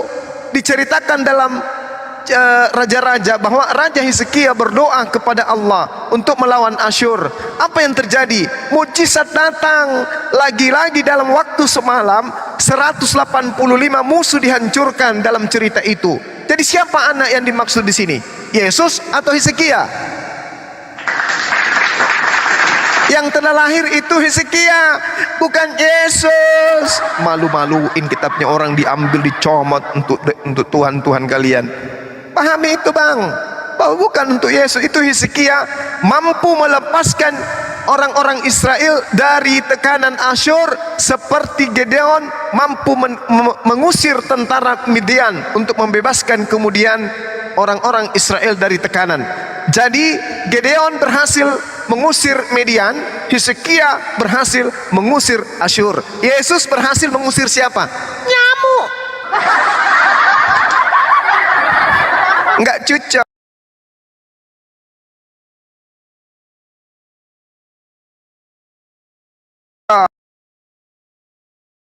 Kan Anda ambil kitabnya orang untuk mendudukkan Tuhan Anda yang dia menuliskan memang Hizkia telah lahir masih bayi pada saat itu. Begitu, Bang, kalau kita diskusi gantian lah, bagus kita atur waktu lah Bang Suma, supaya tidak dipotong-potong. Anda paham nggak apa yang saya sampaikan? Anda paham nggak apa yang saya sampaikan? Saya menjelaskan, Anda potong-potong, saya di mute. Enggak. Kalau mau saya tanya dulu, Anda paham tidak apa yang saya jelaskan? Saya paham, hanya Anda menjelaskan, ceritakan penafsirannya literasi apa yang tertulis, tidak seperti bukan penafsiran saya sedang mentafsirkan. Gitu bang. Saya tidak sedang mentafsirkan Pak. Saya sedang memberikan bukti akurat. 3 menit lah. Ini mau diskusi yang pas ini, ya. Termasuk yang belum selesai ini kemarin si Nandar. Kayak berilmu aja. Nandar tentang roh kebenaran. Bang Suma bisa berani roh kebenaran? Apa? Yang dia saya 16 ayat 13. Di situ kan Anda membawa itu adalah baginda. Yesaya 16. Yohanes 16 ayat 13. Ya, ini Anda kemarin nggak berani berarti saya. Aku Oke, saya layani Anda. Saya layani, silakan. Kita berdua, Bang Suma ya. Boleh. Waktu ya, bagus ya. Silakan. 3 menit ya. Ya. Oke. Saya dulu atau Bang Suma dulu? Anda dulu. Bang Suma dulu. Silakan. Anda dulu. Oke, saya bacakan dulu ya. Yes. Di Yesaya Yohanes 16 ayat 13. Saya mulai dari ayat 12-nya. Masih banyak hal yang harus kukatakan kepadamu, tetapi sekarang kamu belum dapat menanggungnya. Tetapi apabila ia datang, yaitu roh kebenaran, ia akan memimpin kamu ke dalam seluruh kebenaran, sebab ia tidak akan berkata-kata dari dirinya sendiri, tetapi dari segala yang didengarnya itulah yang akan dikatakannya, dan dia akan memberitahukan kepadamu hal-hal yang akan datang. Ia akan memuliakan aku, sebab ia akan memberitakan kepadamu apa yang diterima daripadaku. Karena segala sesuatu yang Bapa punya adalah aku punya, sebab itu aku berkata, ia akan memberitakan kepadamu apa yang diterimanya daripadaku. Nah, di sini di Mandar ini sudah ada 3 atau 4 bulan itu diulang-ulang terus di tiap live-nya dia, ya. Itu diulang-ulang dikatakan terus, ya. Dia berdebat sama beberapa pendeta juga, ya. Akhirnya setelah aku amati, aku bisa mematakan dari ayat di Qurannya sendiri, ya. Nanti aku ambil ayatnya, ya. Nah, di situ katanya itu menyangkut baginda, bukan menyangkut Roh Kudus. Kalau menurut kami di situ adalah Roh Kudus, ya. Tapi menurut Sinandar itu terlalu dipaksakan kalau dikatakan itu adalah baginda. Itu jelas penafsiran absurd sekali. Sementara itu aja dulu Bang Suma. Sekarang saya kasih Bang Suma. Sekarang aja. Saya tanya. Sekarang begini, Roh Kudus itu sudah ada sebelum Yesus terangkat atau belum ada? Itu dulu poinnya. Nangis duluan, lebih baik nangis duluan, nanti pakai tisu. Saya tanya Anda, Roh Kudus itu datang setelah Yesus terangkat ke langit atau Roh Kudus itu sudah ada? Ayo. Yesus kan mengatakan pada saat dia sebelum terangkat, dia akan memberikan kamu suatu roh penghibur. Ya. Ya, pertanyaan Jadi, saya, katanya itulah. pertanyaan saya, dengar. Lebih baik Anda nangis duluan daripada nangis belakangan. Pertanyaan saya gini. Nggak usah narasi, Bang. Silakan. Ya. Enggak, daripada kasihan kalau nanti panjang lebar, ujung-ujungnya Anda nangis, mending Anda nangis duluan. Kan Yesus mengatakan, Kita diskusi ini, Bang Suma. Kita diskusi, santai aja.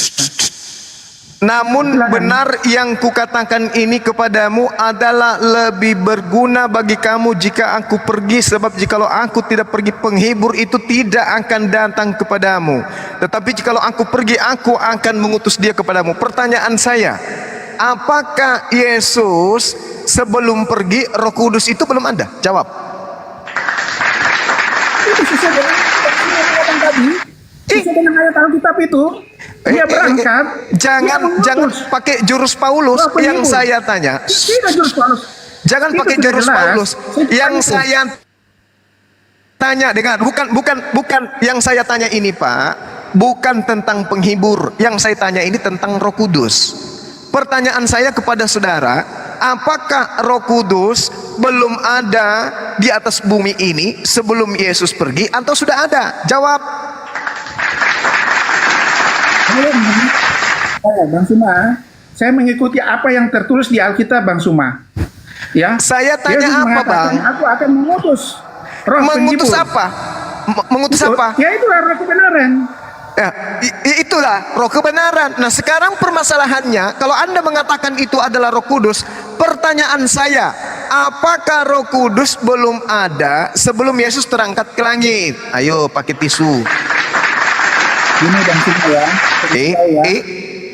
Dengar. Dengar dulu, diam dulu, Bang Suma, diam dulu, jangan kejang-kejang gitu, ya. Di Tritunggal, di kekristenan, ya, Allah Bapa adalah sumber. Saya Yesus tidak adalah tanya firman-Nya, konsep pagan, ya. Pak. Roh Kudus Pak, adalah Pak, rohnya dia. Pak. Jadi Allah, sebentar Bang, bagaimana Anda bertanya? Saya belum selesai, Anda tidak potong-potong. tanya. Saya tidak tanya tentang konsep pagan Anda. Ingat pertanyaan saya. Kata Yesus, sebab jikalau aku tidak pergi, penghibur itu tidak datang. Kalau Anda mengatakan itu adalah Roh Kudus, berarti Yesus belum tahu Yesus belum ada Roh Kudus pada saat itu. Dia harus pergi dulu baru ada Roh Kudus. Kalau itu penghibur sama dengan Roh Kudus.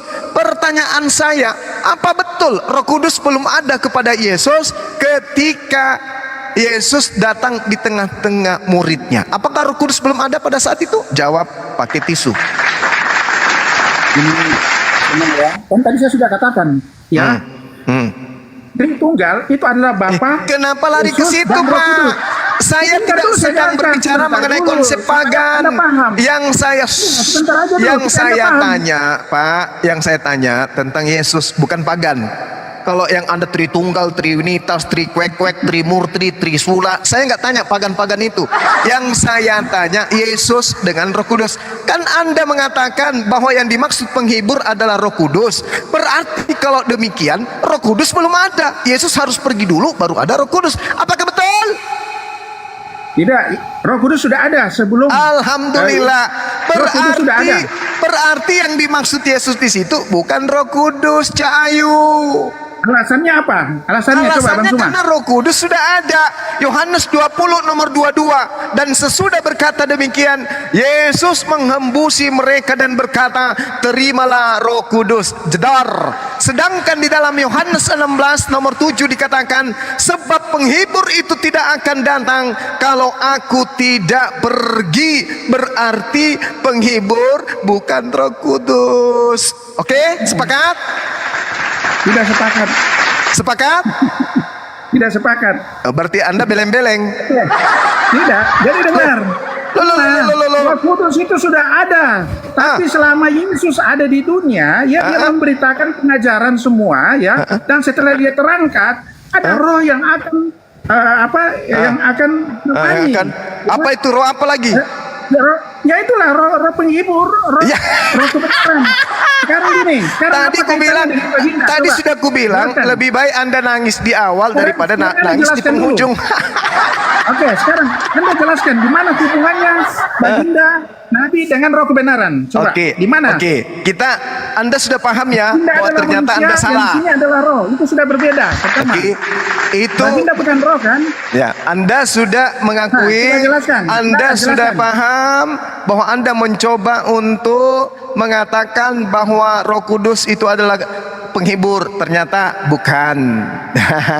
Oke, sekarang saya masuk. Coba jelaskan. Oke, Kamu oke. ingin tahu apa kaitannya? Oke, baik. Satu manusia, satu roh. Itu sudah berbeda. Itu saja sudah berbeda, Bang.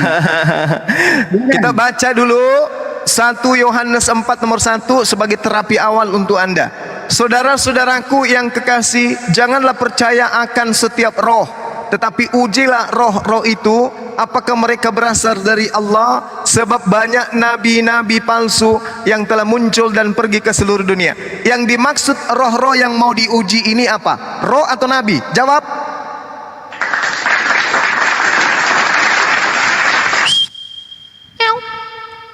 Apa pertanyaannya? Pertanyaannya di dalam 1 Yohanes 4 nomor 1, yang dimaksud roh yang mau diuji ini, roh beneran, roh dalam perspektif bentuk roh yang gaib itu atau manusia?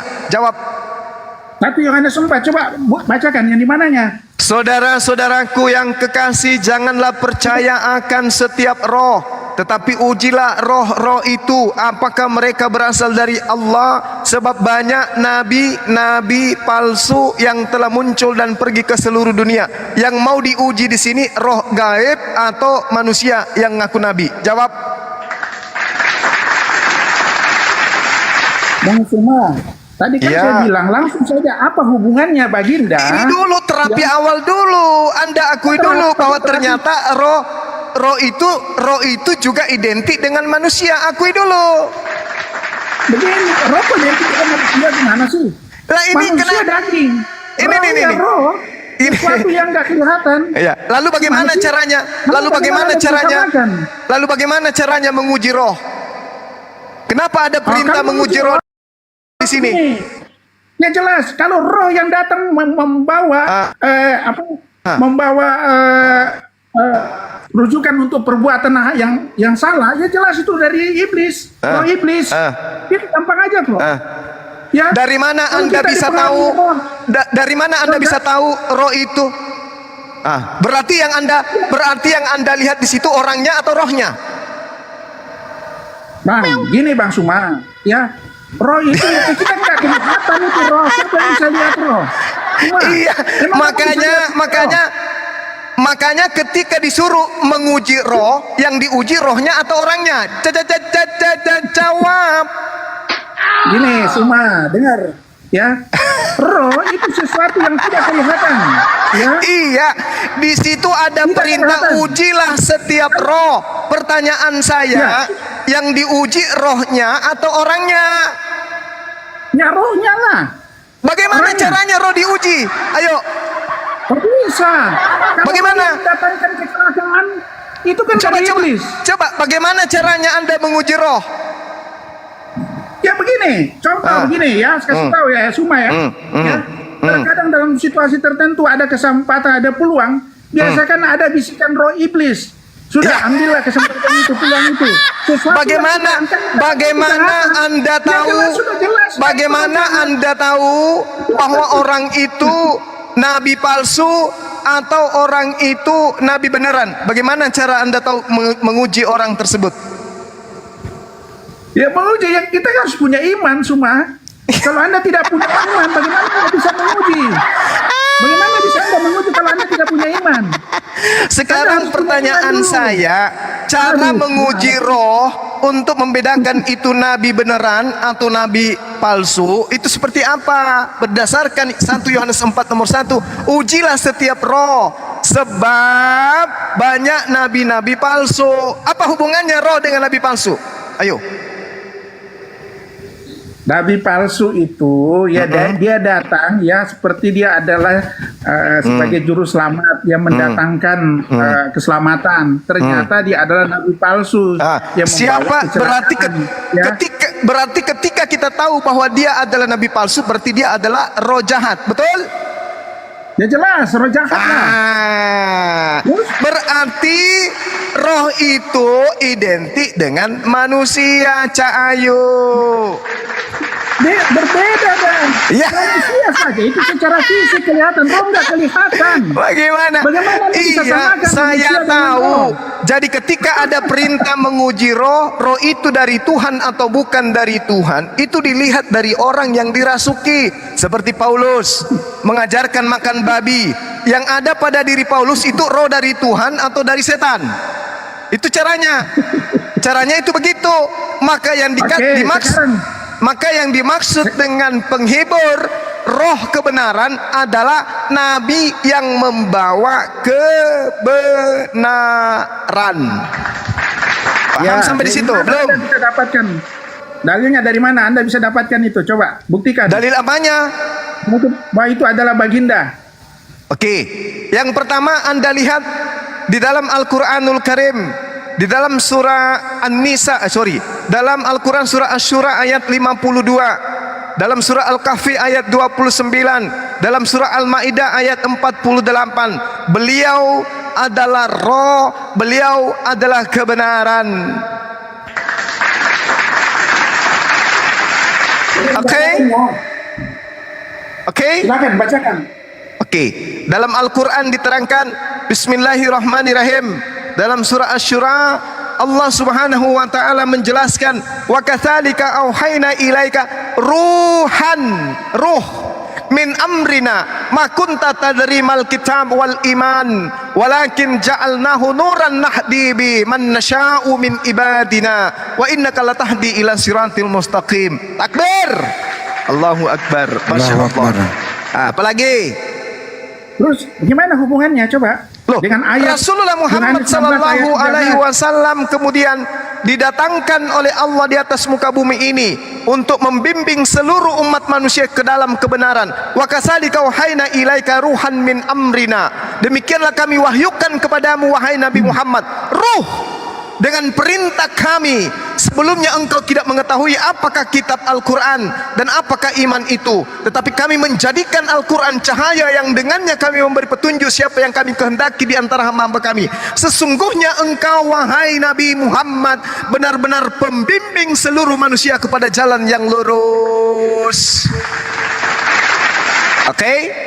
Jadi Nabi kebenaran adalah membimbing manusia kepada jalan yang lurus. Maka ajaran Islam Anda lihat sempurna, mengajarkan manusia menjalankan hukum-hukum di mana hukum itu berkaitan dengan apa yang Allah perintahkan di dalam kehidupan manusia. Wa qulil haqqu mir rabbikum faman syaa'a falyu'min wa man syaa'a falyakfur. Kebenaran itu datangnya dari Allah. Maka siapa yang menghendaki beriman silakan beriman, dan siapa yang menghendaki kufur biarlah ia kufur. Ini yang dimaksud dengan kebenaran. Wa qulil haqqu mir rabbikum. Kebenaran itu telah datang dari Tuhanmu melalui baginda Rasul Muhammad sallallahu alaihi wasallam. Barang siapa mau beriman silakan beriman, siapa yang mau kufur silakan kufur. Takbir. Allahu akbar. Saya bertanya. Apalagi? Saya bertanya ya. Jadi roh kebenaran itu kan dari Allah ya. Yes. Jelas ya. Dan apa yang dikatakan oleh baginda itu dari Allah semua ya. Yes. Tidak mungkin salah ya. Ya. Betul ya. Dan baginda juga terjaga selama hidupnya, terjaga dari akhlak-akhlak yang di luar dari Allah ya. Betul. Jadi semua tindakannya Tuhan jaga dia. Jadi betul. Baginda ya istilahnya sempurnalah sebagai manusia gitu ya. Siap. Oke. Satu pertanyaan saya, tolong Bang Suma bisa jawab. Silakan. Ya. Apakah baginda tidak pernah berbuat salah? Tolong dijawab. Rasulullah Muhammad sallallahu alaihi wasallam pernah khilaf. Tapi kemudian Allah apa? Kalau roh kebenaran itu tidak pernah hilaf, tidak pernah salah. Roh kebenaran, dengar, roh kebenaran itu tidak pernah salah. Yang dimaksud kebenaran di sini, yang dimaksud kebenaran di sini adalah ajaran Tuhan yang didatangkan Tuhan kepada baginda Rasulullah Muhammad sallallahu alaihi wasallam.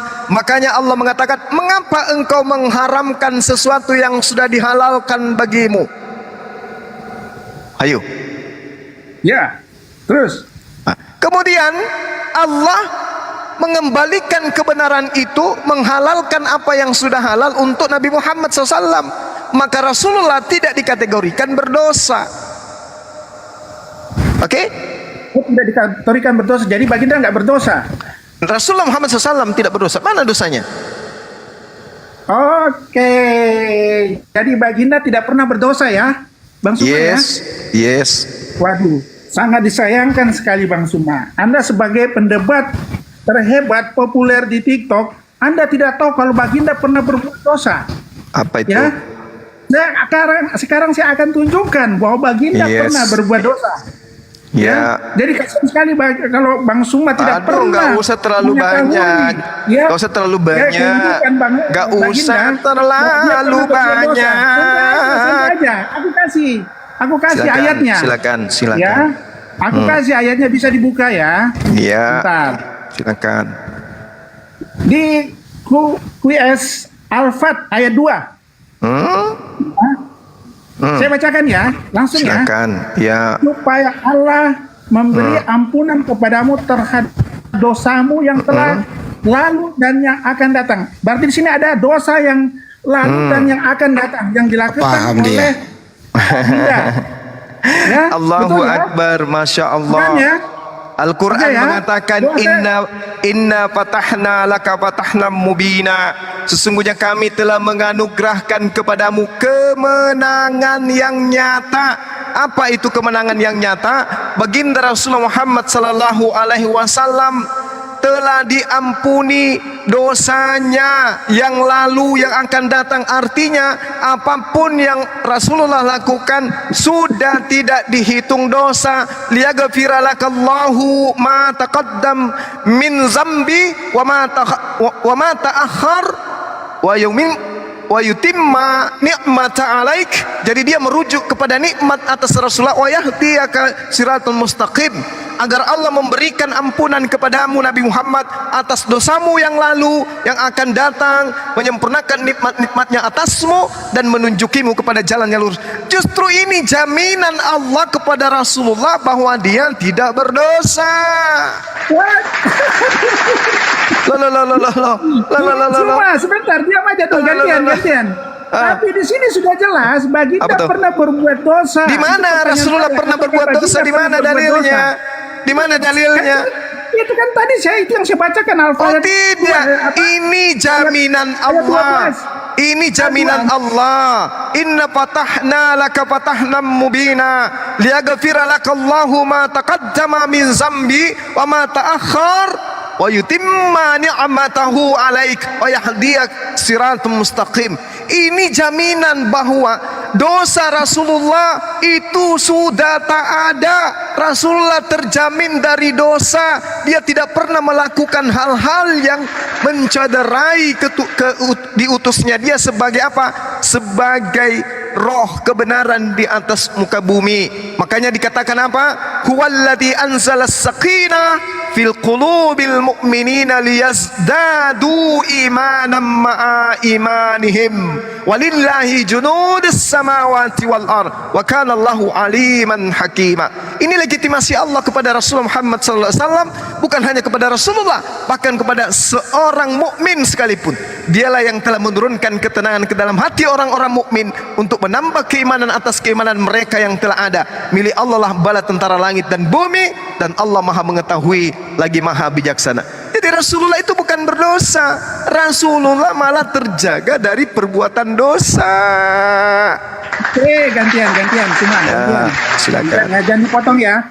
Jangan dipotong, giliran saya sekarang. Oke ya. Saya bacakan ya, saya ulang ya Bang Suma ya. Yes. Di Al-Fat ayat 2 ya, supaya Allah memberi ampunan kepadamu terhadap dosamu yang telah lalu dan yang akan datang. Berarti jelas di sini baginda pernah berbuat dosa.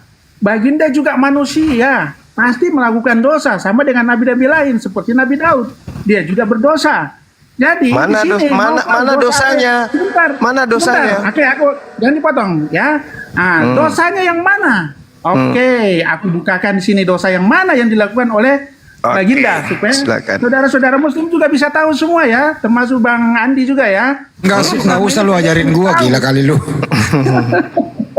Kasian Jadi kali gini, oke, saya bacakan apa dosa yang dilakukan Baginda di masa lalu. Memang itu sudah diampuni, sama dengan kita, sama dengan Nabi Daud. Dia melakukan dosa, tapi Tuhan sudah ampuni. Tapi intinya dia pernah berbuat dosa. Itu pertanyaannya. Dan dosa apa yang dilakukan oleh Baginda? Ini aku kasih ya. Bentar.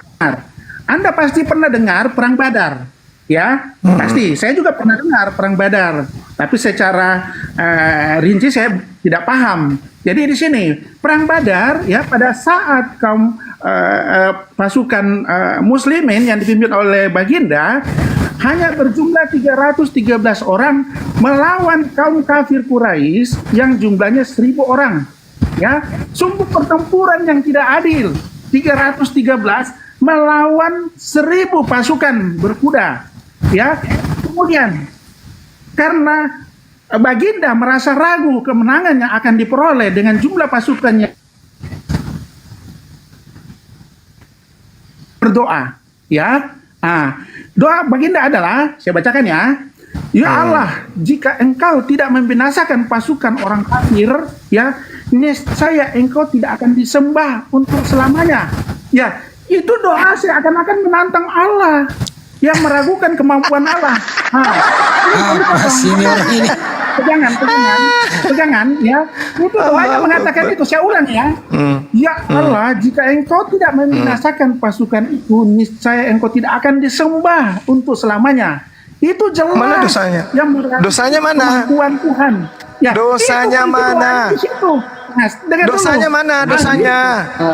Dia meragukan kemampuan Allah karena dia mengatakan kalau engkau tidak mengalahkan Mana ada Nabi Muhammad meragukan kemampuan Allah, ada aja. Dengar dulu, Bang Andi, dengar ya.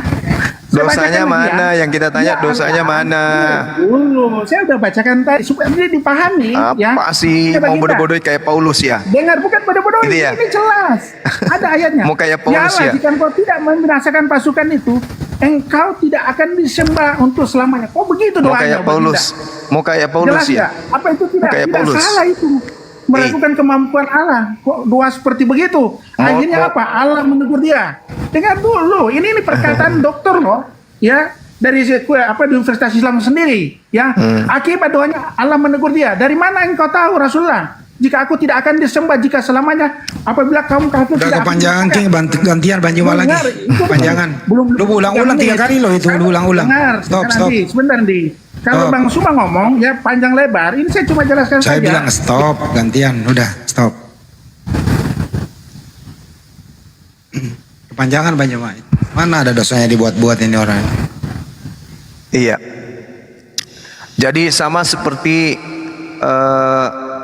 Nabi Isa alaihissalam ketika didatangkan kemudian pembangkang, ketika datang kepada yang pembangkang kemudian lalu ditanya, lalu Nabi Isa itu bertanya kepada murid-muridnya, siapa yang akan menolongku untuk menegakkan agama Allah? Murid-muridnya kemudian mengatakan, kamilah yang akan untuk menegakkan agama Allah, dan kami menjadi saksi bahwa engkau adalah Rasul utusan. Jadi ketika kemudian Rasulullah Muhammad SAW itu berdoa, doanya itu tidak salah, tidak keliru doa beliau sebagai manusia biasa. Kalau umatnya mati semua di perang Badar, lalu siapa yang akan mengajarkan kemudian kalau sahabatnya semua meninggal, sedangkan tak ada lagi nabi yang diutus setelah beliau, lalu siapa lagi yang akan mengajarkan tentang menyembah kepada Allah? Yesus datang di tengah Bani Israel, dihabisin. Nabi Musa datang, dihabisin. Yesus malah yang dituhankan, tak menyembah Allah manusia itu. Satu-satunya Nabi terakhir, sebagai tumpuan terakhir anak keturunan Adam untuk menyembah kepada Tuhan yang benar, hanya beliau. Kalau beliau mati dan juga para sahabatnya mati, lalu siapa yang akan melanjutkan risalah Islam? Doa itu tidak salah. Sebagai manusia itu berdoa kepada Allah, ya Rabb, jikalau kamu tidak memenangkan kami, maka tak ada lagi yang akan menyembahmu. Kenapa? Siapa yang mau mengajarkan Islam? Kalau Nabi Muhammad dan sahabatnya semua kalah mati meninggal, siapa yang menyebarkan Islam? Tak ada kan? Tak akan mungkin ada Nabi lagi. Sebab dialah Nabi terakhir itu, Rasulullah wa khataman nabiyyin. Maka beliau minta doa supaya ditolong oleh Allah, dan terjadi pertolongan itu. Apa yang terjadi? Islam bertahan sampai 1400 tahun sampai hari ini. Paham ya? Ngerti ya? Jadi itu bukan dosa, Cak Ayu. Udah terlalu jauh kita ya. Jadi kesimpulannya, roh kebenaran yang Yesus nubuatkan itu tak lain dan tak bukan adalah baginda Rasulullah Muhammad sallallahu alaihi wasallam. Bukan setan yang datang membisik ke Kristen-Kristen, bukan. Bukan itu. Kalau yang diajarkan oleh Kristen itu adalah ajaran pembinasa keji. Ya, pembinasa keji yang mengajarkan kalian menyembah Yesus, ibadah minggu, makan babi, tidak bersunat. Itu yang mengajarkan kalian itu adalah pembinasa keji. Bukan roh kebenaran, tapi roh jahat. Apa buktinya?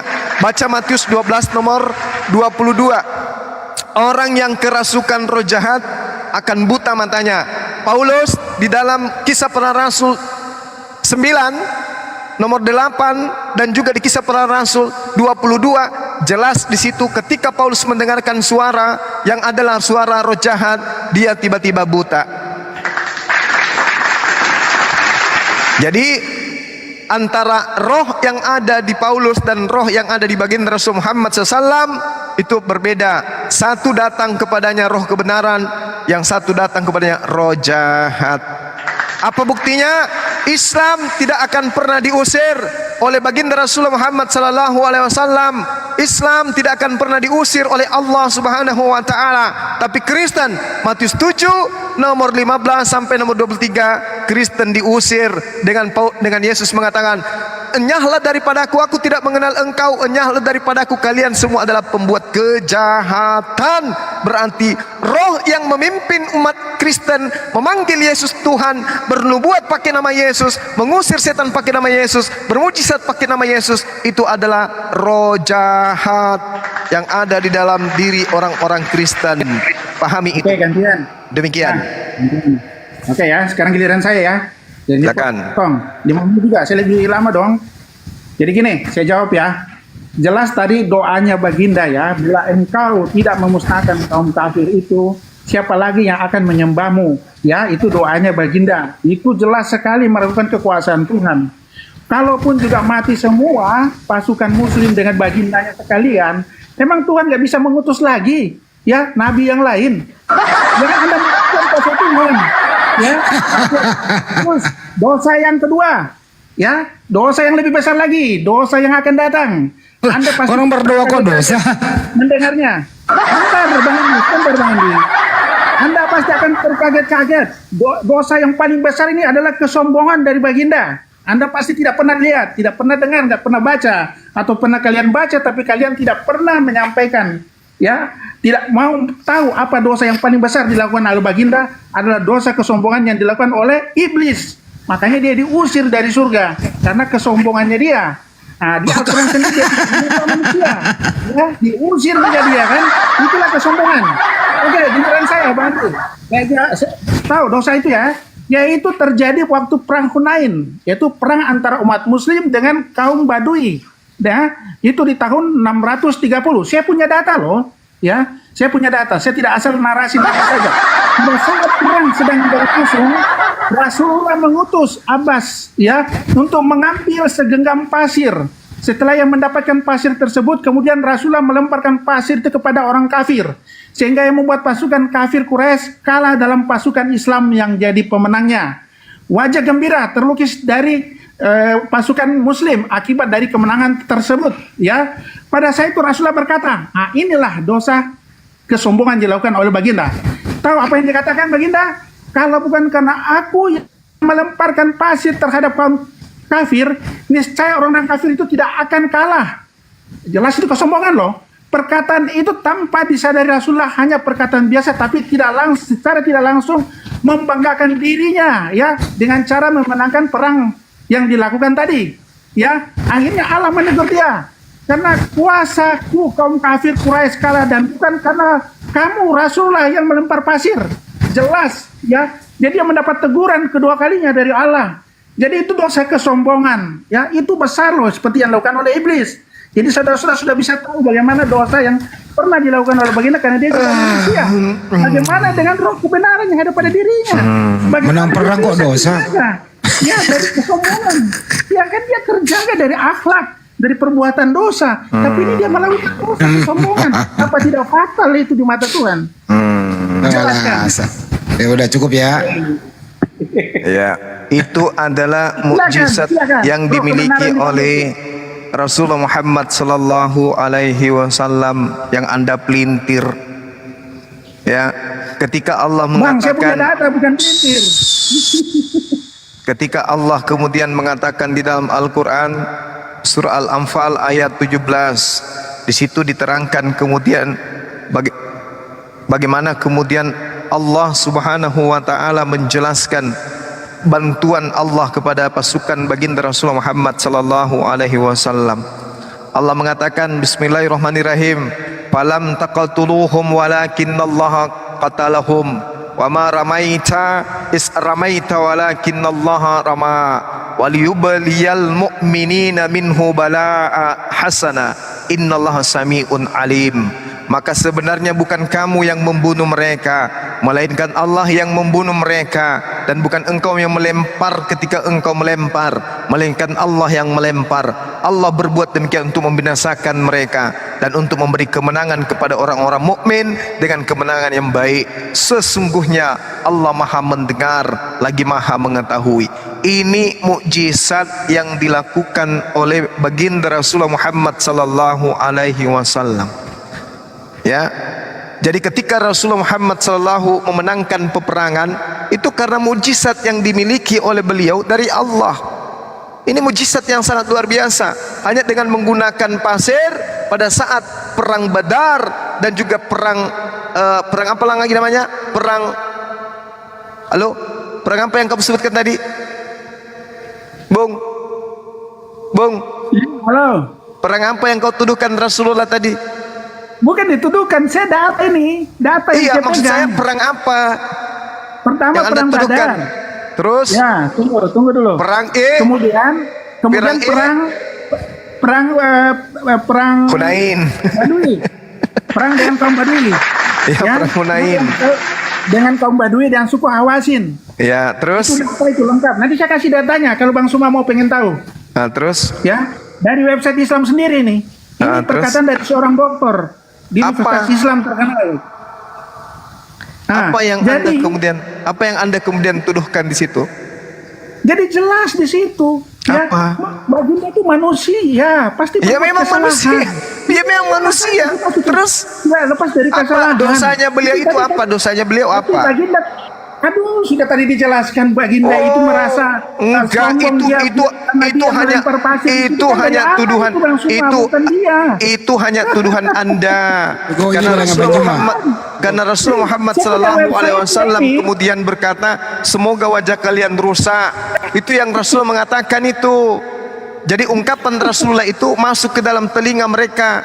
Akibatnya mereka sibuk membersihkan mata dari tanah, yang lalu mereka mundur. Apa yang terjadi kemudian? Rasulullah berada pada posisi kemenangan. Lalu Allah mengatakan bahwasanya apa yang kamu lakukan itu bukan dosa. Yang membunuh itu bukan kamu, yang membunuh itu aku, bukan kamu yang membunuh. Yang melempar itu bukan kamu, tapi yang melempar itu adalah aku. Sehingga pembunuhan yang terjadi terhadap orang-orang yang menjadi musuhnya pada masa itu tidak mencederai kemudian Rasulullah. Berarti dia tetap maksum, dia tetap suci. Anda salah mentafsirkan itu. Anda salah kemudian mengajarkan orang-orang untuk menuduh Rasulullah sebagai orang yang berdosa. Anda mengatakan Rasulullah sombong. Tidak. Rasulullah Muhammad SAW itu tidak sombong. Paham ya? Dua. Halo Bang Suma. Sudah dua terpatahkan. Iya, apalagi? Jelas sekali di situ. Dia bukan karena dia yang melemparkan pasir itu, yang menyuruh melemparkan pasir itu, kaum Quraisy itu tidak akan binasa. Itu suatu kesombongan. Makanya Allah menegur dia. Ya itu penilaian Anda. Itu penilaian Anda. Itu penilaian Anda. Itu penilaian Anda. Mana? Ini dibahas. King udah King udah berulang-ulang King udah King. Asal gua nanti. Udah cukup ya. Justru Rasulullah terjamin sehingga beliau tidak melakukan dosa. Walam taqatuluhum walakinallaha qatalahum. Bukan engkau, aku, kata Allah. Aku yang membunuhnya, bukan engkau. Tapi Anda mentafsirkan beda. Masa Nabi Muhammad berperang melemparkan pasir menang dia berdosa? Masa orang menang perang dosa gimana sih? Maunya kalah gitu. Aku kasih lihat sumbernya ya. Coba diperbesar ya. Ini diperbesar, coba. Apa sih? Diperbesar dulu, Apa ayo. sih? Sumber apa? Ini sumbernya nih. Ini sumbernya nih. Gen Muslim sendiri. Ini. Apa? Nih, Gen Muslim. Oh, baca di Google dia. Websitenya ya. Ini hadis. Apa ini? Apa ini? Ya. Apakah benarkah Rasulullah pernah melakukan dosa? Nih, ya. Ini pendapat ya, dengar ya, seorang dokter. Allahu Akbar. Ya. Seorang dokter. Itu kan pendapat orang. Ini jelas ada ayatnya yang mendukung Bang Andi. Apa ayatnya? Jelas. Apa ayatnya? Dan ada ayatnya, nggak mungkin. Apa Perang ayatnya? Badar ya, dengan perang melawan suku Badui, ya. Ini. Masa di dalam perang ada dosa? Itu kan dia melempar pasir itu, dia mengatakan kalau bukan dia melempar pasir, itu kan dari Allah itu. Sampai kamu pasir itu. Jadi melempar pasir musuh itu dosa? Duh, capek deh. Tidak, dia mengatakan seakan-akan karena dia, bukan kuasa Allah. Lah, Itu Allah yang makanya melakukan dia. itu melalui dia. Aduh, ampun, Anda memutarbalikkan ampun. Itu sudah fakta. jelas, nih. Terus yang Anda baca itu apa? Apa yang Anda baca itu apa yang Anda supaya baca Anda itu? tahu bahwa Baginda pernah juga berbuat dosa. Anda kan nggak pernah lihat juga mana literasi yang ada. pernah baca. Itu bukan dosa Akhirnya itu. ada, ini kalian bisa lihat Nggak. sendiri. Anda cuma mengambil dari link. Mana ada Rasulullah Muhammad SAW itu melakukan dosa?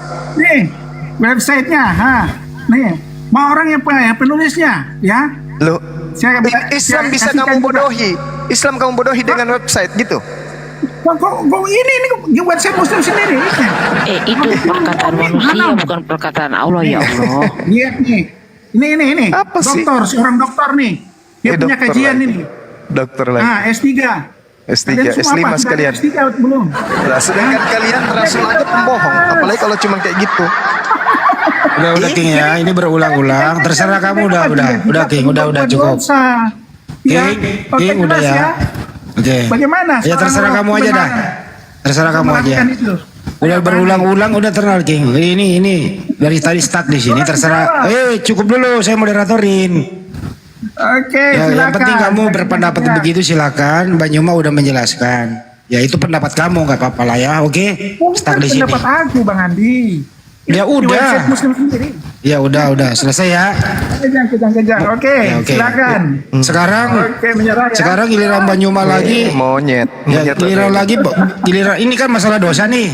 Nah, giliran lagi Mbak Nyuma menunjukkan dosa Tuhanmu. Boleh ya? Boleh? Silakan. Ya udah dosanya. diam dulu nah, biar balance begitu loh. Diam dulu. Ya silakan Mbak Nyuma lagi menunjukkan dosa Tuhannya. Ya, saya tidak mau menunjukkan dosa Tuhannya. Saya hanya ingin bertanya kepada penyembah dewa ini. Pertanyaan saya, apakah pembunuhan terhadap Yesus itu menghapus dosa atau menghasilkan dosa? Oke. Silakan King. Ya. King, silakan. Pembunuhan Yesus itu menghasilkan dosa atau berbuat baik, gitu maksudnya? Iya. Nah, sebenarnya ya, Yesus itu menyerahkan diri, ya. Dia menyerahkan diri. Karena dia sudah tahu bahwa dia akan mati di kayu salib. Dia menyerahkan diri. Saya kasihkan ayatnya, saya bukan asal bicara. Jangan ada mempelintir pertanyaan. Pertanyaannya, dulu pertanyaannya, King. Pembunuhan terhadap Yesus itu itu perbuatan yang menghasilkan dosa atau menebus dosa? Kurang jelas pertanyaannya, King. Sudah jelas sekali. Coba Itu diulang bukan pertanyaannya baru lo jawab deh. Coba ulang pertanyaannya. Assalamualaikum warahmatullahi wabarakatuh. Waalaikumsalam warahmatullahi wabarakatuh. Coba King diulang pertanyaannya Banyuma. Siapa tahu lo salah dengar. Coba. Sudah paham lah. Apakah di situ pembunuhan Yesus itu menghasilkan apakah perbuatan dosa atau bukan? Jelas? Bukan begitu, diulang Banyuma, diulang. Salah, diulang. Apakah pembunuhan terhadap Yesus itu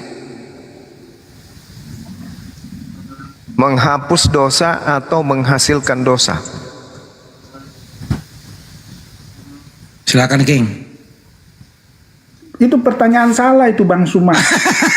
Salah. Jangan kata pembunuhan. Nah, memang pembunuhan kok. Ini bukan pembunuhan, itu menurut Anda pembunuhan. Kalau iman kami Kristen, Baik, saya tidak tanya tentang imanmu. Kalau imanmu aneh, iman aneh. Tetap jawab. Kan iman aneh, iman Itu aneh. bukan pembunuhan. Kalau bukan pembunuhan, lalu apa namanya? Bunuh diri. Itu memang sudah dinubuatkan. Dia sudah tahu bahwa dia akan mati di kayu salib. Dibuatkan ada-ada saja. Aduh, itu sudah dibuatkan, ada ayatnya. Mau saya bacakan ya? Ya. Tunggu, saya bacakan. Keluaran 23 nomor 7, jangan kau membunuh orang yang benar. Ini perintah. Yesus dalam Matius 19, jangan kau membunuh. Jadi kalau ada yang melanggar membunuh orang yang benar, menurut akal Anda yang masih ada, itu dosa atau menghapus dosa?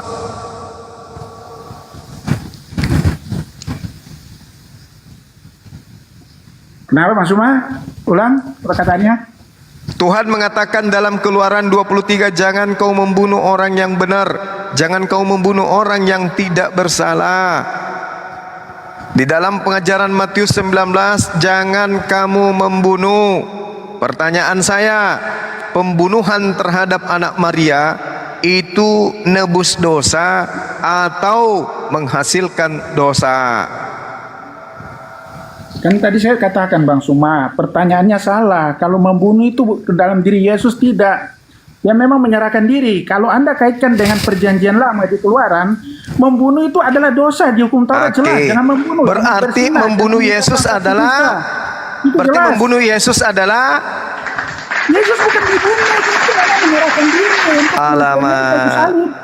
Salah pertanyaan Anda, jangan mengarahkan ke sana Suma. Aku tahu ini pertanyaan mengarahkan ini.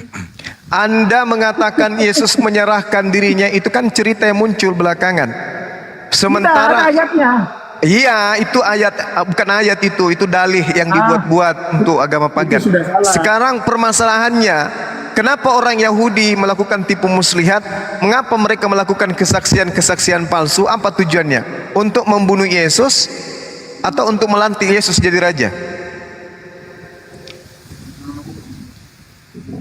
Gini Bang Suma ya, orang Yahudi ya pada saat itu memang tidak senang dengan Yesus pada saat itu. Kenapa? Karena Yesus mengatakan aku dan Bapa adalah satu. Mengatakan dia itu adalah Allah.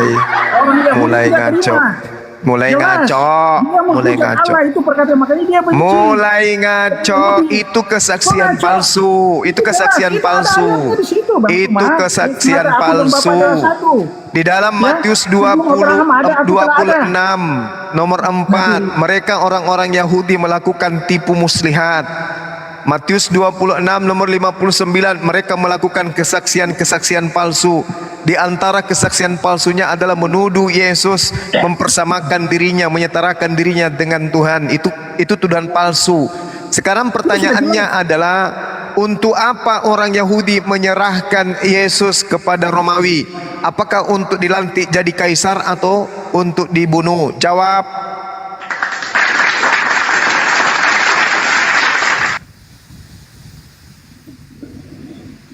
Gimana? Jadi gini Bang Suma, ya orang Yahudi Kan saya sudah katakan tadi, jelas Bang Suma juga mengatakan, karena dia menyatakan diri seperti Allah. Jadi orang Yahudi itu sama dengan menghujat Allah. Ya, itu perkataan orang Yahudi. Ya, bahwa Yesus itu menghujat.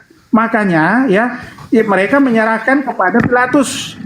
Ya, untuk disalibkan. Diserahkan untuk dibunuh atau untuk dilantik jadi raja, jadi kaisar? Kok dilantik? Siapa yang dilantik? Pertanyaannya, dia diserahkan untuk dibunuh atau diserahkan untuk dilantik jadi kaisar? Siapa yang dilantik jadi kaisar? Yesus. Bagaimana? Pertanyaannya Anda salah semua. Kok Yesus mau dilantik jadi kaisar? Dari mana? Itu Anda bertanya dulu lah. pahami orang bertanya. Sesuai logika, jangan Bang pertanyaan Zuma itu mengarahkan. bertanya. Nggak ngerti ada orang dari bertanya. mana Anda mengatakan Yesus mau jadi kaisar? Itu sudah salah. Pertanyaan salah itu. Saya nggak bisa jawab. Kalau saya jawab juga pasti salah. Yesus Jawabannya. diserahkan Jawaban juga salah. oleh orang Yahudi kepada Pilatus untuk dibunuh atau untuk dilantik jadi kaisar. Itu sudah pertanyaan salah. Kalau dilantik jadi kaisar itu sudah salah. Pasti jawabannya salah. Itu jawaban saya, Bang Suma. Dia diserahkan untuk apa? Sudah salah. Diserahkan untuk melanjutkan pendidikan sekolahnya kemudian di Romawi, di Vatikan, atau untuk dibunuh? Tuh, sudah pertanyaan salah lagi. Anda bertanya yang ini lah. Kalian cuma sering baca Alkitab. Kok dari mana Anda bisa mengatakan bahwa Yesus mau dilantik jadi kaisar? Itu sudah pertanyaan Pura-pura salah. gila dia, pura-pura gila Jawabannya juga teman-teman. salah pasti. Teman-teman pura-pura gila dia. Dia pura-pura gila. Bukan tidak paham. Dia pura-pura gila. Pura-pura gila. Orang Nggak tahu dia Yahudi, pertanyaan imam kepala satir, nggak ngerti dia. Mahkamah Itu pertanyaan Agama satir. Ngerti nggak pertanyaan satir? berkumpul lalu menangkap Yesus, menyerahkan kepada kaisar, menyerahkan kepada gubernur Pilatus. Kemudian apa tujuan orang Yahudi menyerahkan? Supaya dia dikirim untuk melanjutkan S2 di Vatikan atau untuk dibunuh? Jawab. Ya, kamu itu dibilang sering baca Alkitab, tapi kenapa pertanyaanmu sudah jelas salah? Di mana Yesus melanjutkan pendidikan ke Vatikan? Dari situ saja sudah salah. Memang. Kalau saya jawab juga pasti Kamu ini ngerti pertanyaan satir enggak sih? Woi, ngerti pertanyaan satir enggak kau ini? Aduh, Sugi, Itu satir, ngerti satir enggak? Pertanyaan salah, satir Pak. gimana? Pertanyaan Anda salah. Jawabannya juga pasti salah. Paham ya? Pertanyaan tolong di inilah yang telek sedikit lah. Ayo. Oke. Yesus Dirubah. diserahkan oleh orang Yahudi kepada Pilatus itu untuk dimatikan atau untuk dibunuh? Jawab.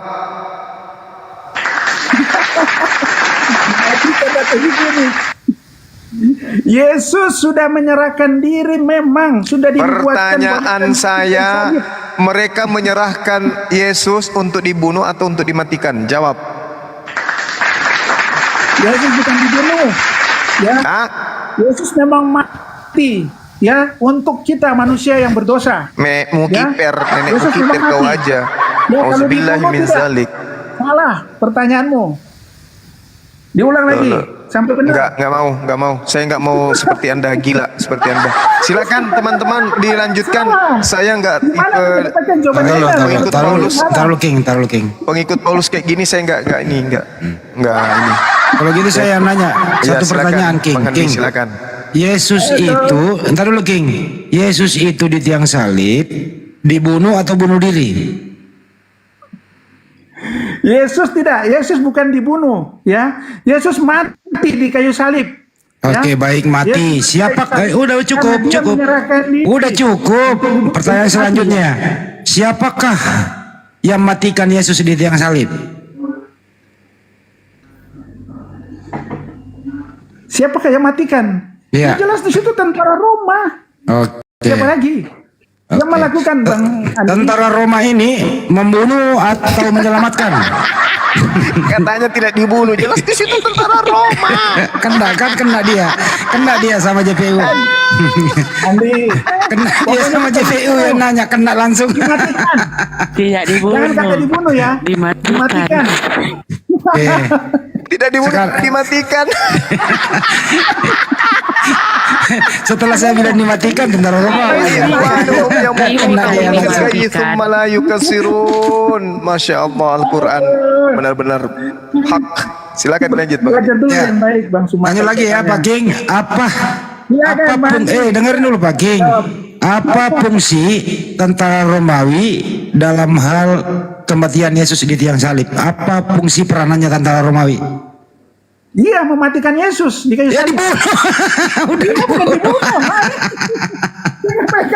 Udah dibunuh Bang Juma, udah dijawab. Udah dibunuh. Katakan dibunuh. Tapi aja dimatikan. Udah dijawab. Udah dijawab Pak De, dibunuh ternyata.